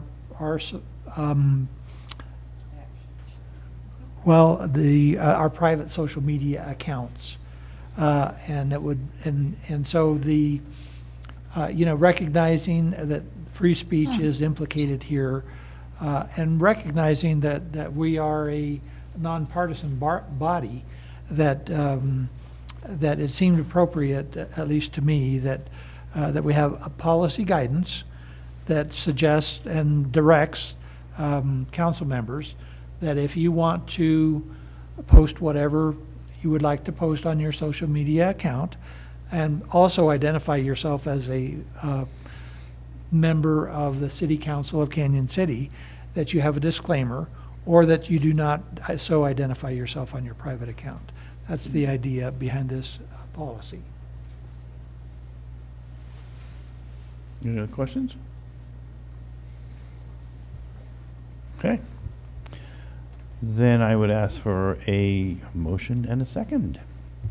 Thank you, Mr. Mayor. John, go ahead. I move that we accept the social media policy for elected officials as presented. Okay. I'll second. Second? Been second. Any discussion on that motion? Would you call the roll, please? Councilmember Maloney? Aye. Schmisher? Aye. Stein?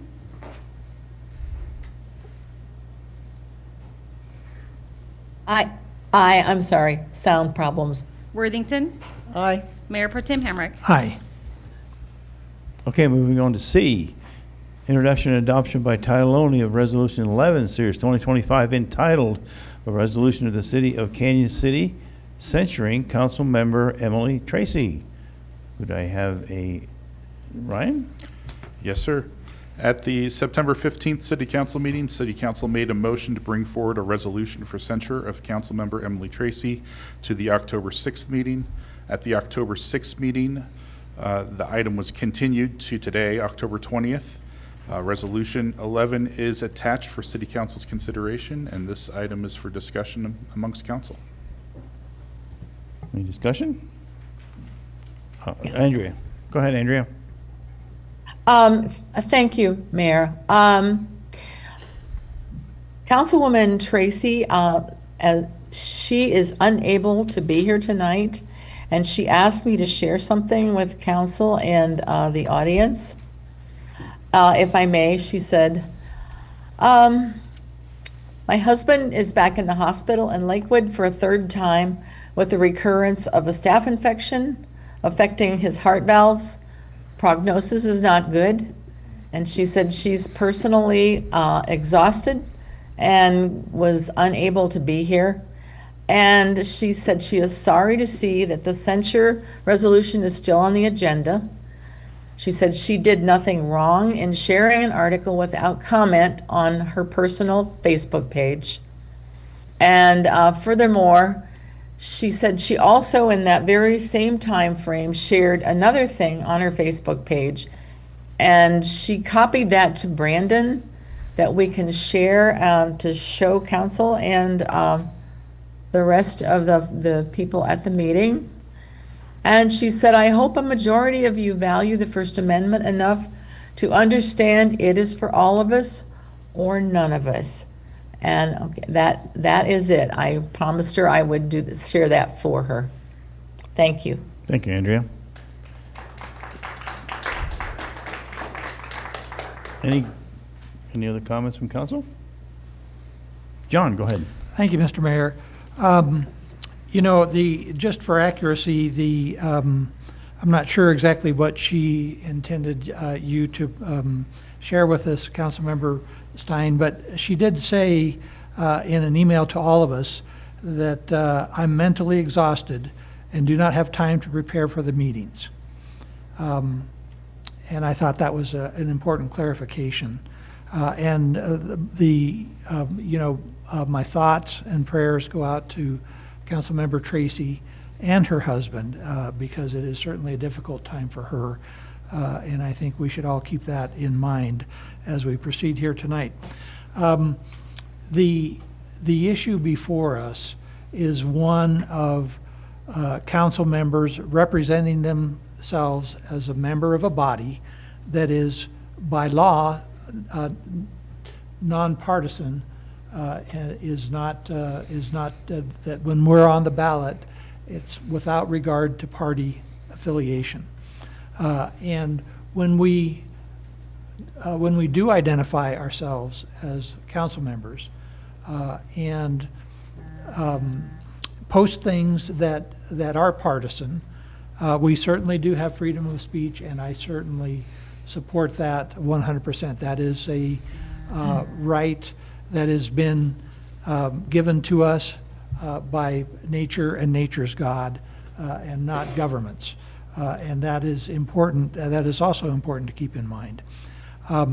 Nonetheless, if we look at the code of conduct that we have, that this council has adopted and other councils before us, there are statements in there about not being divisive and avoiding things that will and not being inclusive. So, you know, the posts that were made were certainly divisive. We have the evidence of that in front of us here tonight.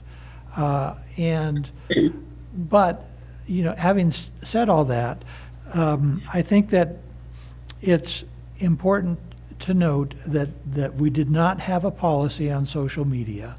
I think it is, you know, I'm extremely displeased that we did have partisan posts where council members identified themselves as being a member of this council. But nonetheless, we did not have a firm policy in place. I would also note that we've heard from several people tonight and other people in the past saying, standing up for the First Amendment and those First Amendment rights. And yet I heard none of those people concerned when President Trump was suspended from Twitter. I heard none of those concerns when others have been censored, even in the past. And I have heard none of those concerns when our previous superintendents of schools posted a no hate speech banner in the high school gym, which I thought was totally inappropriate, which in effect teaches high school students there is no First Amendment. Hate speech trumps all. And in my view, there is no such thing as hate speech. That is entirely an invention that's intended to restrict the rights of certain people within our society. So I would just note that, that this is a divisive issue. I'm glad to hear that people are now willing to stand up for the First Amendment, and I hope that they will continue to do so in the future, regardless of the party of the person who is making an objectionable statement, because that is exactly what the First Amendment was intended to cover, is objectionable speech. And that's my hope. Thank you, Mr. Mayor. Thank you. Anyone else? Can I say something? No. Thank you. Yeah, I agree. Of course, I spent 4 years in the military. I served out of the country most of the time. And I don't like what's going on with social media. So far, this is my third term as mayor. I have been insulted. I have been called things. I understand my family says it too. That's not right. I don't like it. I'd like you to stop it, but I can't. So go right ahead. I won't run again. I'm disappointed. You understand that. Whoever's listening to this, I don't think we should censor Ms. Tracy. But I'll tell you one thing. I am sick and tired. I don't follow Facebook, but my family does. I've lived 50 years in my life here. I've loved this town. 15 years I've done, besides 3 times as mayor, 9 times on the planning commission. And I get insulted like that? Signs, big signs and everything else? I'll defend that. I did it. I was out of the country for 4 years defending it. But I'm disappointed. So, whatever, take it the way you want. I'm done. I got 78 days. So, any other comments? Then I'd ask for a motion in a second.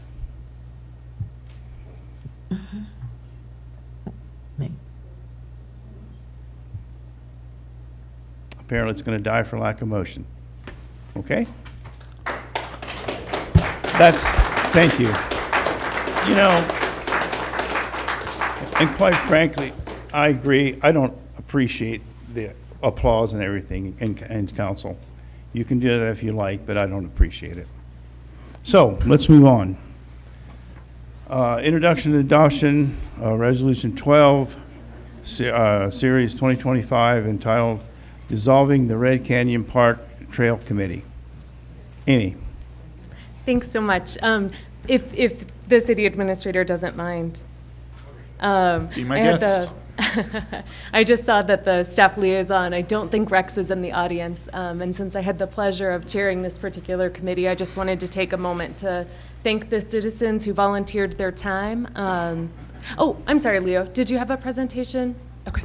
Just wanted to thank the citizens who volunteered their time, to thank our park superintendent, Rex Brady, to thank our recently retired city trails builder, Steve Thomas, and just I think that we were really able to accomplish something great up there that met a lot of unmet needs. We have a 1.2-mile adaptive trail that was specifically designed for those who have mobility issues to use specially designed track chairs on.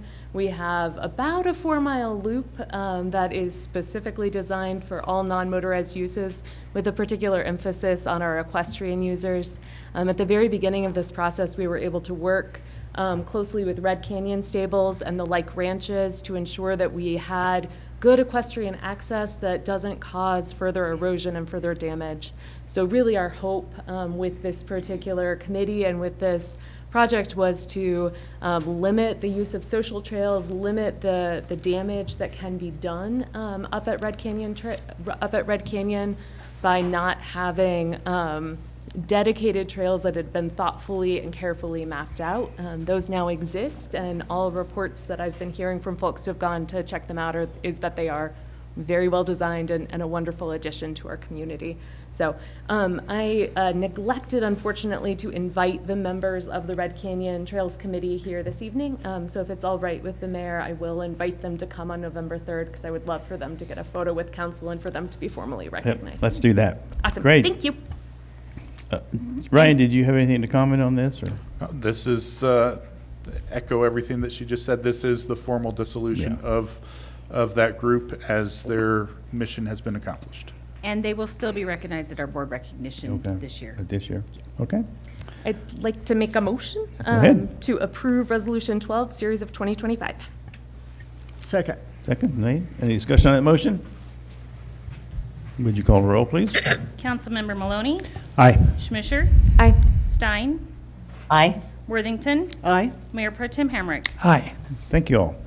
Let's move on to E, introduction and adoption by title only, Resolution 14, Series 2025, entitled 10-Year Payment Management Plan. And I guess we're going to have Leo to do your report.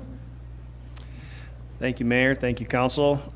We'll be brief today. We wanted to get this in front of you as this plan is referenced in the 2A ballot initiative that's up for election this cycle as well. This would be sort of the guiding document that we would utilize to prioritize those funds and expend those funds if that sales tax initiative for streets is renewed. So this replaces a previous plan that was done in 2014 by the city, just in advance of that first streets initiative that was voted in 2016. What this does, and I'll real quick slide through these. Okay, perfect. What this does is we collect condition data of all the pavement in the city. We did 104 miles. We did that back in April or May this year. It's a 0 to 100 score that was developed by the Army Corps of Engineers a number of years ago that rates your pavements in the city. So here you go, 0 to 10 has failed, 85 to 100 is great. Overall in the city, our average is a 66.9, so we fall squarely in the fair category. We use those scores for each individual segment to identify what the correct repair is for that segment. So if a street scores a 70, then we recommend that street for a chip seal. If it scores a 30, we recommend it for a mill and overlay, those kind of things. And that helps us come up with what the estimated cost is for our entire street network to do the right fixes on those streets and keep them up to date and where they should be. So we then take all of that data, we tell it how much money we have to spend a year. In this particular plan, we ran two scenarios. We ran a scenario sort of without the 2A sales tax, where the city's just contributing about $500,000 of general fund money, which has kind of been where we've been at for the time I've been here and preceding me, and one where we contribute about $6 million a year, which is about where we're at with the 2A renewal. And the goal of the program is really just to maximize that pavement condition index over the entire roadway network. So to utilize our dollars as best we can. There you go. I kind of talked about that already. Just real briefly though, I will say the $500,000 a year plan, it really focuses on maintaining what we have that's already in good shape. So it's a lot more emphasis on chip seals and maintenance to kind of protect those assets that we've invested in, rather than the kind of reconstructions that we've been doing more recently with the 2A program. Whereas if you looked at that $6 million plan, it takes a little more broader application of all the different varieties of fixes that are available to us. This has been done, the plan has been in draft form, I want to think, since about August of this year. And we've done a little bit of pushing it on social media. We haven't had a lot of inquiries or activities, so I wanted to really quickly kind of show what we have here. So I'm going to switch over to the online maps that we have for the city, and these are all publicly available. If you search for Canyon City 10-Year Pavement Management Plan, you'll find all this. I don't know where my clicker is here. You can go to this interactive map. Okay. And you can turn on a set plan. So you want to look at what the $6 million a year plan is, and this shows every street in the city, you know, what year we would propose to fix it, what type of repair we would propose for it. So if you click on, say, Forest Avenue, there you go. It'll tell you that we would plan for a reconstruction of that street in 2029, and that's based on how we would spend that $6 million every year to best maximize our roadway network. So it's pretty cool. I really encourage people, if you haven't had a chance to look at it, spend a little time. It's pretty easy to navigate around and get familiar with your set area or what is important to you.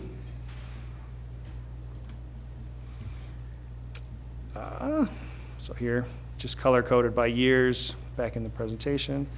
And then we do have a different tab that you can look at, just kind of the $500,000 a year plan, and see how the differences between those two scenarios and what that plays out to. So the plan does have some limitations I wanted to touch on quickly. It does not rate gravel roads. That's not something that was considered. We have about 15 miles total. 4.5 miles of that is in the city limits. The rest is in the mountain parks. We are, as city staff, developing a separate plan and route for all of those that we have to do some data collection on. It'll be handled separate from this. The other thing I would note is that 10 years is a long time. It's been since 2014 that we updated this before. Most places try to update this on 3 years so that we can capture whatever the change in priorities may be or the change in conditions that happen year over year. And while PCI is a good indicator, it's very easy data to get. It's very cheap and quick data to get. It's not perfect. There are a couple streets that we got really good PCI data on. I want to say Wild Rose in Dawson Ranch was one of them that does really well for PCI, but if you're familiar with Wild Rose, it's a terrible street to ride on. It's very bumpy, and no one would suggest that it's in good shape. So we do have to kind of screen that data, and that's where we spend a lot of time looking at that 3-year window to really make sure the fix that's proposed matches what the need of that street is. And with that, I do have the links here. These will all be posted online again. This is all publicly available data. We've been asking for public feedback since July. We have not really gotten anything of substance in terms of what we've done so far for outreach. But yeah, like I said, I wanted to get it in front of council because it is a part of the 2A renewal, and I wanted to have that discussion now. And if we're comfortable with it, we can adopt it, but there is certainly no pressing timeline that we need to adopt it yet today if there's more to be done. And you probably said it in there. How many miles have we done so far with the program? With the 2A program, I'd have to look. I think it's up over 20 miles that we've done now. That PCI number that we have today as of our data was 66.9. I think I went back and looked before we started the program in 2016, we were at about a 34 or 35. So our average we've made some big progress in those first 10 years of the program. So. Okay, thank you. Yep. John. Thank you, Mr. Mayor. Before I was elected to council, I was a citizen member of the 2A Streets Committee, and I did pull out my old binder and take a look at that data. And I don't know if you have the bar chart out of our current report, but let me back up a little bit. One of the things that council discovered after 2A was passed is that our desire to repave city streets ran into a hard reality pretty quickly, and the hard reality is that the 2A money was for the pavement, the city part of the pavement only. It did not cover any water main replacement or any sewer line replacement. And those things, those particular enterprises, the sewer district and our water department, have to plan for years and years ahead and save up lots of money to be able to accomplish capital projects that the city was able to do via 2A. And what that did is the city focused on the main streets where we have a lot of problems, and unfortunately a lot of those streets had water mains and sewer lines underneath them that would prevented us from exercising the 2A money in those areas. Here in this current fiscal year, I think our council's direction, I think, has somewhat changed to our engineering department, in that what we're trying to do now is pave streets and get the biggest bang for the buck. And what that means is reconstruct the streets that need it, and when we can, when the other two districts, the sewer district and our water district, can catch up with us in their capital programs, go ahead and do some of those streets. But now the focus is going to be on more or less a citywide reconstruction of streets. When we first started, the percentage of failed streets out of our 104 centerline miles, something like that, was 15%. Right now, we're at 0.3%. So that one way to look at that is 15 miles out of the 15 miles have been reconstructed, and that we're in that poor category, that failed category. Serious, we had 15% of our streets were in serious condition. Now only 13%. Our very poor was 12. It is now 14% because we do keep driving on the roads. The fair condition was 10% and is now 20%. The satisfactory condition was 11% and is now 22%. And the good condition was 13 previously and is now 26%. So really at the top end, we've doubled pretty much the centerline miles.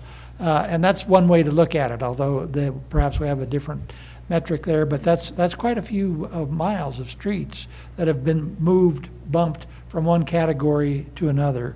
And in 2016, 53% of our streets needed complete reconstruction, and 22% needed repair. That was a total of 75%, and 25% met marginal standards. And so we've made a lot of progress. There's still a lot of progress to be made, and I would commend our engineering department for having this study done, and I would urge support for the resolution. Are you an engineer? He is an engineer. Kathy?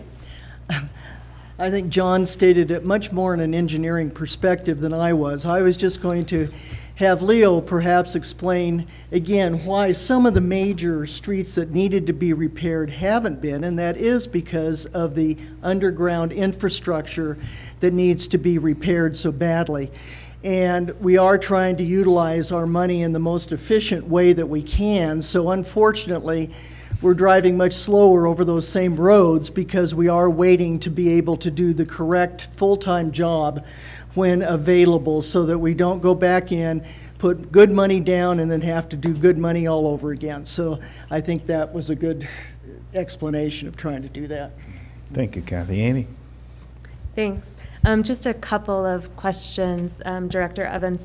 Could you give us a sense of what the roads would be like if 2A went away? If 2A doesn't pass, what would our roads be like if we only had the $500,000 a year that we typically have in the general fund budget? Thanks. Yeah, hold on one second, and that's included in the plan, and I did not put that slide up, but I can share it if I can find it.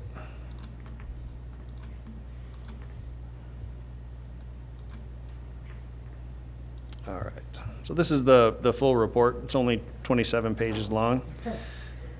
It's a lot of info. I'll get through it quick here. This is all your data. Costs. So here's kind of high level what they would project your street condition to be. So the purple line is, you invest $0 a year in maintaining your streets. Blue line is you invest $500,000 a year in maintaining your streets.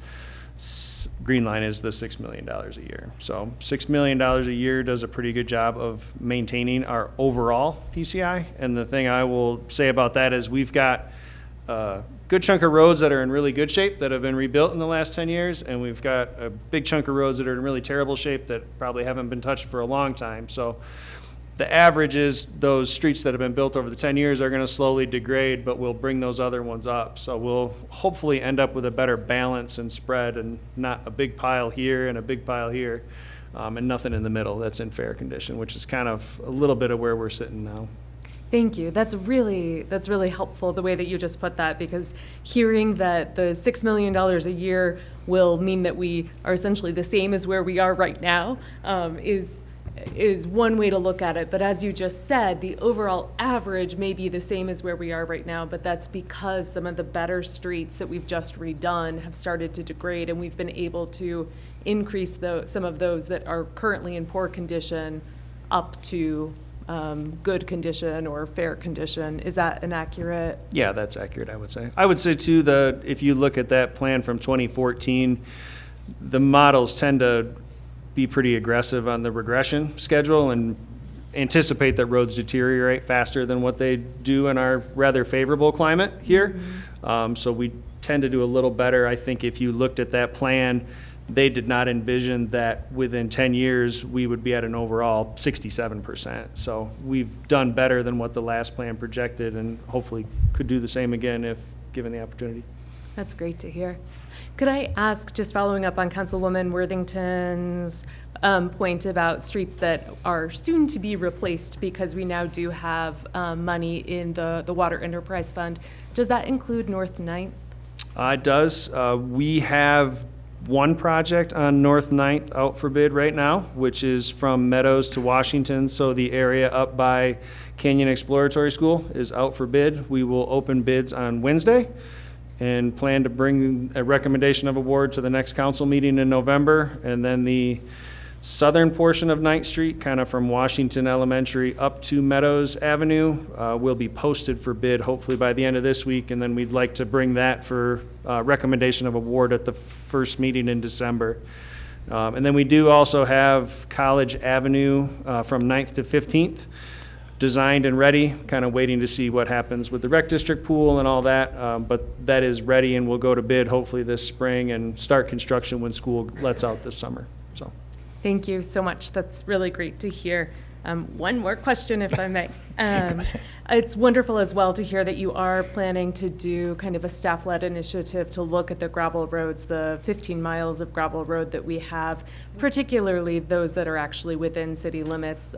Obviously the mountain parks, I think, are a little bit of a different story. Do you have a timeline of when that plan might be done? we have to do quite a bit of data collection. I would guess it's probably in the 4 to 6 month window. We should have a gravel street plan ready. Thank you. I know that the city does, do the annual mag chloride and does try to keep up with it. But, when you have essentially dirt roads that a lot of people travel on and you do have those heavy rains, they do get quite washboard-like for quite a bit of the year. So it's great to hear that you are coming up with a more systematic plan for those as well. Thank you. Yep. Brian. My question for Leo was already asked, so we're good. What was the question? I was going to have him go over the upcoming projects on 9th Street and College. Okay. Thank you. Does that mean I get one more question? Oh, go ahead. Yeah. How do people access that? How do people access the map that you showed them? What's the best way to get that? It's right on our city website. If you do a Google search for Canyon City 10-year pavement management plan, there's a website dedicated to this plan, and there's a link to access that online map right on that page. So, great. Thank you. Welcome. Yeah, I was accosted by a resident that said we didn't do any roads at all, and she was pretty upset. And I asked her how she went home, and she said, she told me the street. And I said, you like that new street? She said, that's in the county. I said, no, that's in the city. Oh, okay. So that's kind of stuff I get. All right. So we're going to do a motion to approve the 10-year pavement management plan, right? John. Thank you. I move that the council approve Resolution 14 Series 2025 10-year pavement management plan. Second. Made in second. Discussion. Would you call a roll, please? Councilmember Maloney? Aye. Schmisher? Aye. Stein? Aye. Worthington. Aye. Mayor Pro Tem Hamrick. Aye. Thank you all. Let's go to F, introduction and adoption by title only of Resolution 15, Series 2025, entitled, "A Resolution of the City of Canyon City in support of ballot measure 2A, supporting continuing to levy and collect the 1% sales and use tax for street-related infrastructure improvements." Do you have comments? Yeah, thank you, Mr. Mayor. This is the way that the city can support under the Fair Campaign Practices Act our ballot initiatives. So this resolution would be the city's formal support for 2A, which is to renew the 1% sales tax. It is currently set to expire on December 31st of 2026. So not this December, but next December. And again, we're looking to renew that 1% sales tax so that we can continue the work that we've started and we're working our way through to continue to replace those streets. I think as Leo mentioned, the bigger streets, the arterial and collector streets, those can be really expensive streets to replace, and we're getting closer to getting most of those done, and that will allow us to move into those more of those neighborhood streets that he was referencing there in the map. So staff would recommend approving the resolution 15 in support of 2A. Any discussion? Questions? Go ahead, John. Thank you, Mr. Mayor. The resolution that is going to be before, or is before the voters now with our mail-in ballots, does contain a sunset provision? It does. It is another 10-year. Another 10 years. Yeah, it's a 10-year extension. And without further action, that will be it. Correct. Anybody else? Then I would ask for a motion and a second. Kathy, go ahead. Yes, I move that we adopt the Resolution 15 regarding 2A. Second. Second, John. Thank you. Any discussion on the question, motion? Would you call roll, please? Councilmember Maloney. Aye. Schmisher. Aye. Stein. Aye. Worthington. Aye. Mayor Pro Tem Hamrick. Aye. Okay, let's go to G, introduction and adoption by title only of Resolution 16, Series 2025, entitled, "A Resolution of the City of Canyon City, Colorado, in support of ballot measure 2B, supporting an excise tax to fund operations of the Canyon City Area Metropolitan Recreation and Park District Community Pool." Amy? Oh, I'm sorry. Ryan? Yeah, just like the resolution for 2A, 2B is the city's support for, or Resolution 16 is the city's support for 2B. This is the 2.25% excise tax on recreational excursions, scenic rides, and attractions to help fund the operations of the Recreation District Pool. And staff would recommend passing Resolution 16 on first reading. Thank you. Now, Amy. Thanks, Mayor Trotman. I want to thank the city attorneys for the work that they did to put a lot more definitions into the ordinance as to what attractions and scenic rides and amusements mean, but I still have a lot of questions about what types of activities this may apply to and which ones it may not apply to. So with Mayor Troutman's leave, I would like to be able to ask the city attorney, and sorry in advance, but it's quite a lot because these are all of the ones that I've been able to think of that I'm not sure about. So I just appreciate Attorney Sellers if you could let me know yes or no and why or why not it would apply, if that's all right. Yep, go ahead. Thank you. So we have a ton of festivals in our town, from Flashback on Main to the Royal Gorge Whitewater Festival to Cluster Duck as part of our annual Music and Blossom Festival. Are those, like, they're ticketed general admission events, are those something that would be subject to the excise tax? No, not as you described them. Why is that? Sorry, they don't fit within the 4 categories of activities that are subject to the tax. So they are one-time events. It sounds like there's a musical component and maybe some spectator component for the Whitewater Festival. So they don't fit within those definitions. Okay, so they are not considered an attraction? No, so if you look at the definition of attraction, so it talks about an area or point of interest that draws visitors to experience it. And then there's also a list of what's considered an attraction in there. And so first, we'll talk about the point of interest, which is also defined in the ordinance. So that's an identified geographic or historic location that is of public interest. So a festival in and of itself, even if it happens every year, is not going to qualify as an area or point of interest. So that's one issue. The other issue goes to how the rules of statutory construction work in Colorado. And if you have a list of like things or things that you consider to be part of a definition, courts will often look to that list and employ one of the canyons of statutory construction, and they will look at the use that they're trying to figure out. In this case, like the Whitewater Festival, this once-a-year festival, whether it's similar to a museum or a historic landmark or feature or campground and parks. And so between those two things, one, it just doesn't fit into the definition of attraction, and two, it's also not like those other items.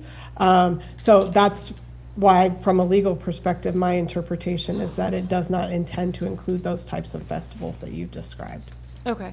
And I would assume by that same definition, then haunted houses would not fall into the excise tax.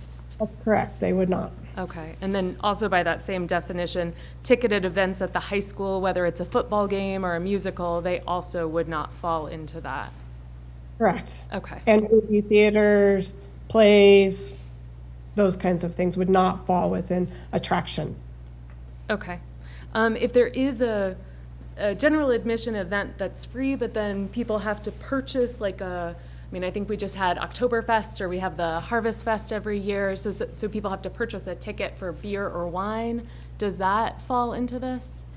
No, there's nothing regarding charges for purchasing tickets to then obtain alcohol of any kind in this ordinance, so it doesn't apply to that at all.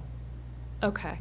And I think that the city no longer has, or maybe never had, rodeo grounds, and certainly folks would go over to Pathfinder now anyway, but rodeos also, kind of by the same logic, would not fall into this because it's not an attraction, a scenic ride, or is that correct? Yes, it depends on what the components of the rodeo are. If there's some rodeos that actually have amusement rides that aren't really rodeo related, but if it's a pure rodeo, you're going to spectate and you pay $10 to get in, no, this ordinance would not apply to it. Okay, but if you then wanted to ride a mechanical bull and that cost $2, then I cannot do that math that quickly. It would be 4 cents or something like that you would have to pay? Yeah, Okay. yeah, I think that would fall within it could fall within an amusement ride, yeah. Okay. RV campgrounds, given, as you just mentioned, attractions do include campgrounds, that would include an RV campground as well. Yes. Okay. Art classes, that would not, even if they're at a museum, they are not an attraction in and of themselves. But if FCA or a local art museum did decide to charge admission to the museum itself, that would. Yes, correct. It's my understanding that there's no admission to the museum currently charged. So. Okay, I'm about halfway done. Sorry, Mayor Troutman. We just have a lot of activities that locals like to do in this town, and I want to make sure that I understand what falls in and what doesn't. The golf course. No. No. Sorry. Yeah, so the only thing it could fall under, I suppose, is a recreational excursion. And I think we kind of talked about the golf course at some previous meeting, but the definition requires a trip or journey. I don't think playing golf on a golf course is a trip or journey. Okay. Entrance fees to access the new community swimming pool, should one be built? No, and I think it goes back to the definition of what is an attraction. And I would say this would be true if, it falls within this kind of same category as, let's say, there's a tennis court you have to pay to be on, or a golf course, or anything like that. Those are not attractions. They are not recreational excursions within the definitions that we've provided. Okay, I think I've just got two more. Based on the definition of attractions, landmarks and features are included. I think a lot of our local landmarks that I know folks like to go to are free. I mean, we were just talking about the Red Canyon Park, for example, and those trails, or Skyline Drive. If it's free, 2.25% of free is still free, right? There's no way that the city could impose an excise tax on something that doesn't have a cost. Is that? Right. Okay. 2.25 times 0 is still 0. Awesome. And then last one, we talked about a lot of different events, and we have a lot of events that I didn't mention because they are free. We've got a lot of classic car shows. We've got a lot of things that folks just like to go out and do. But they do sometimes require permit fees to shut down roads or to, other permitting by the city. Is permitting, can that be? Okay, I see you shaking your head. Why wouldn't permitting be included in an excise tax? Well, first of all, the tax is only on the admission charge or ticket sale, or, to get into the event or to experience the attraction. It is not on the permitting side, where the operator or owner is seeking to get a permit from the city or whomever to, let's say, close Main Street. There's nothing in the ordinance that imposes that excise tax on that permitting fee. So it wouldn't be allowed. Okay. And I think there are some like rec district parks that are inside city limits where they may, I know we don't charge for, reserving a pavilion, but if somebody else was charging to reserve a pavilion within a park, that would also, that's a permit fee, so they wouldn't have to pay an excise fee on top of that. So if the entity that owns it is charging? Yes. Yes, possibly. That would be an attraction because parks are included in that definition.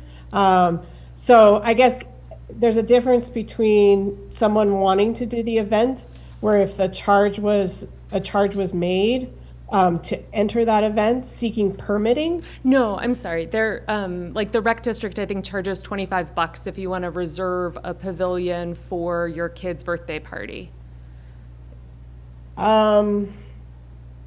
Yeah, possibly. It could be. Okay, Yep. That's good to know. I would need to go and kind of cross-reference where those parks are and see if any of them fall within city limits, but thank you. I'm wondering if Mr. Colon might have additional ones that I did not think of. Okay with council if Will talks again? Sure. Come on up, Will. Before you start, Will, I just wanted to say to Attorney Sellers, if you don't think golfing is a journey, your handicap is much better than mine. Journey I choose not to take anymore. Thank you, Amy, thank you all for letting me speak again. Thank you, Amy, for bringing this up. What about bicycle races and running events where people pay to participate in that journey? Just a thought. Mm-hmm. So I do believe that's probably a recreational excursion under the definition in the ordinance. It involves that, physical exertion by humans, and I would say that that's a trip or a journey. So I do think the charge to participate in those events could be considered a recreational excursion. Thank you. That's really good to know, and thank you for raising that, Mr. Colon. I think I would suggest at the next meeting of the Trail Use Policy Committee, we consider how best, if 2B passes, how best to impose that.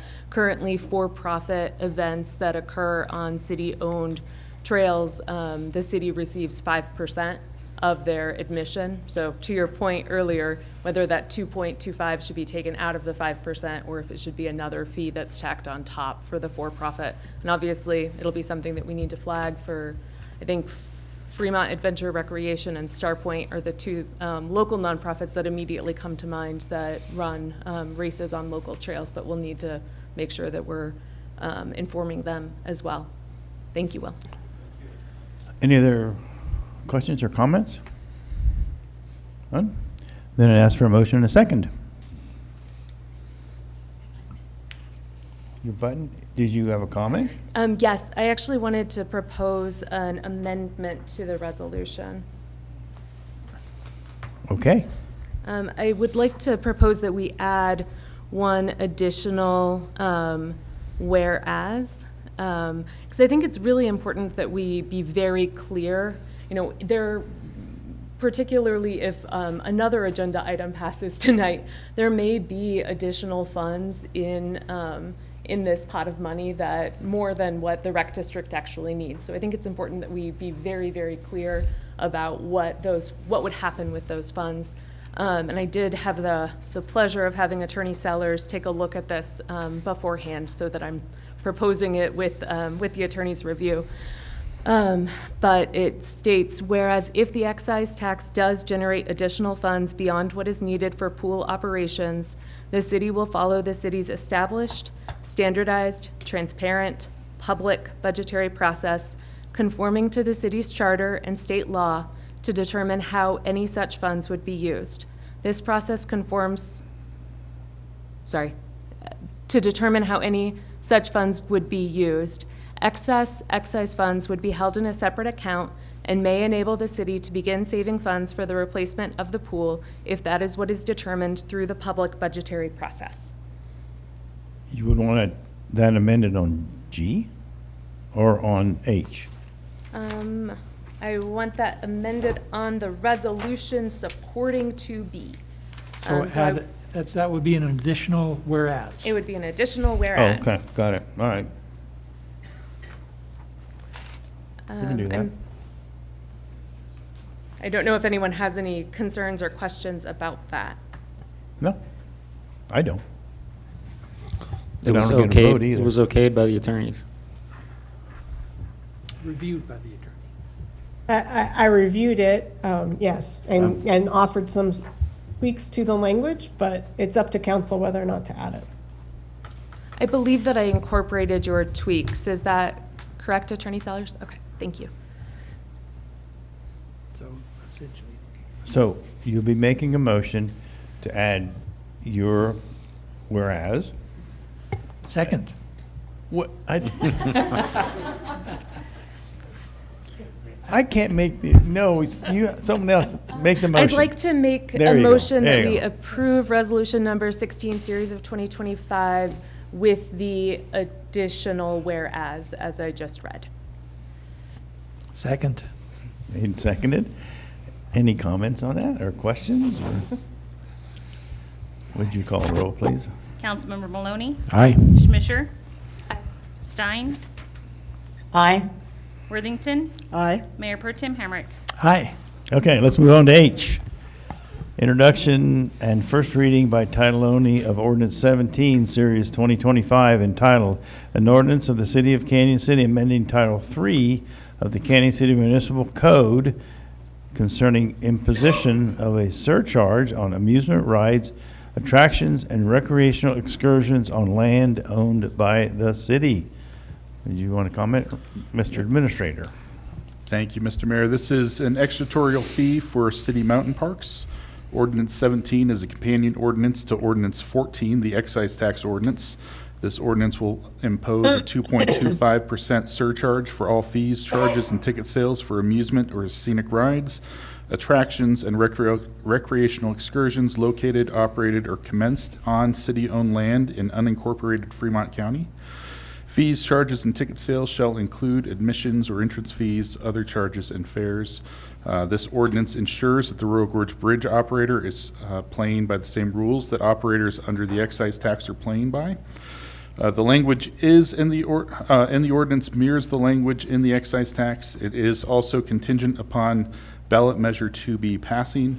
This ordinance also has provisions written in to ensure that operators are not double charged for both the excise tax and the surcharge.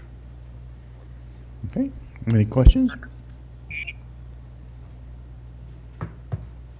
Amy? Thanks. I think I understand that that we have about 300,000 visitors each year to the Royal Gorge Bridge.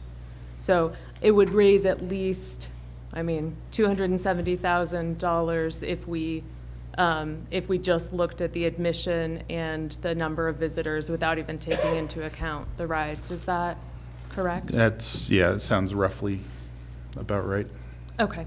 So the ordinance would generate around $270,000 in funding, with the Royal Gorge Bridge paying the same 2.25% fee on admissions and rides as the tourism businesses impacted by 2B, making it a fair and consistent approach across the board.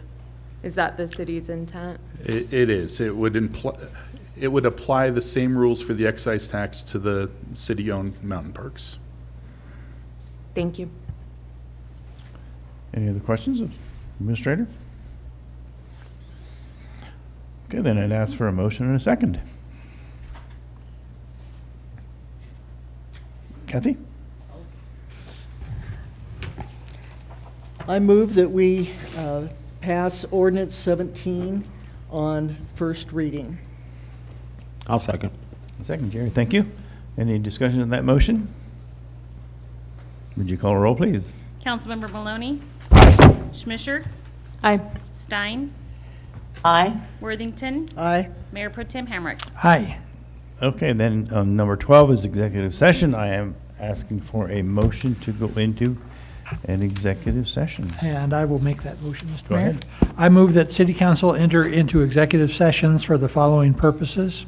Executive session to determine positions relative to matters that may be subject to negotiations, develop a strategy for negotiations, and to instruct negotiators pursuant to CRS 24-6-4024E regarding negotiations related to a potential intergovernmental agreement with the City of Pueblo and other governmental entities for potential building code services with the Southern Colorado Regional Building Department, and to hold a conference with the city's attorney to receive legal advice on specific legal questions pursuant to CRS 24-6-4024B, and to determine positions relative to matters that may be subject to negotiations, developing a strategy for negotiations, and including and instructing negotiators pursuant to CRS 24-6-4024E regarding Fremont County District Court Case number 2025 CV 30124, ACTT Enterprises versus City of Canyon City. Having heard all that, I would need a motion to go into executive session. That was the That was the I'll motion. second. Kathy has seconded. Any discussions on that? Would you call a roll, please? Councilmember Maloney? Aye. Schmisher? Aye. Stein? Aye. Worthington? Aye. Mayor Pro Tem Hamrick? Aye. Good, let's do it.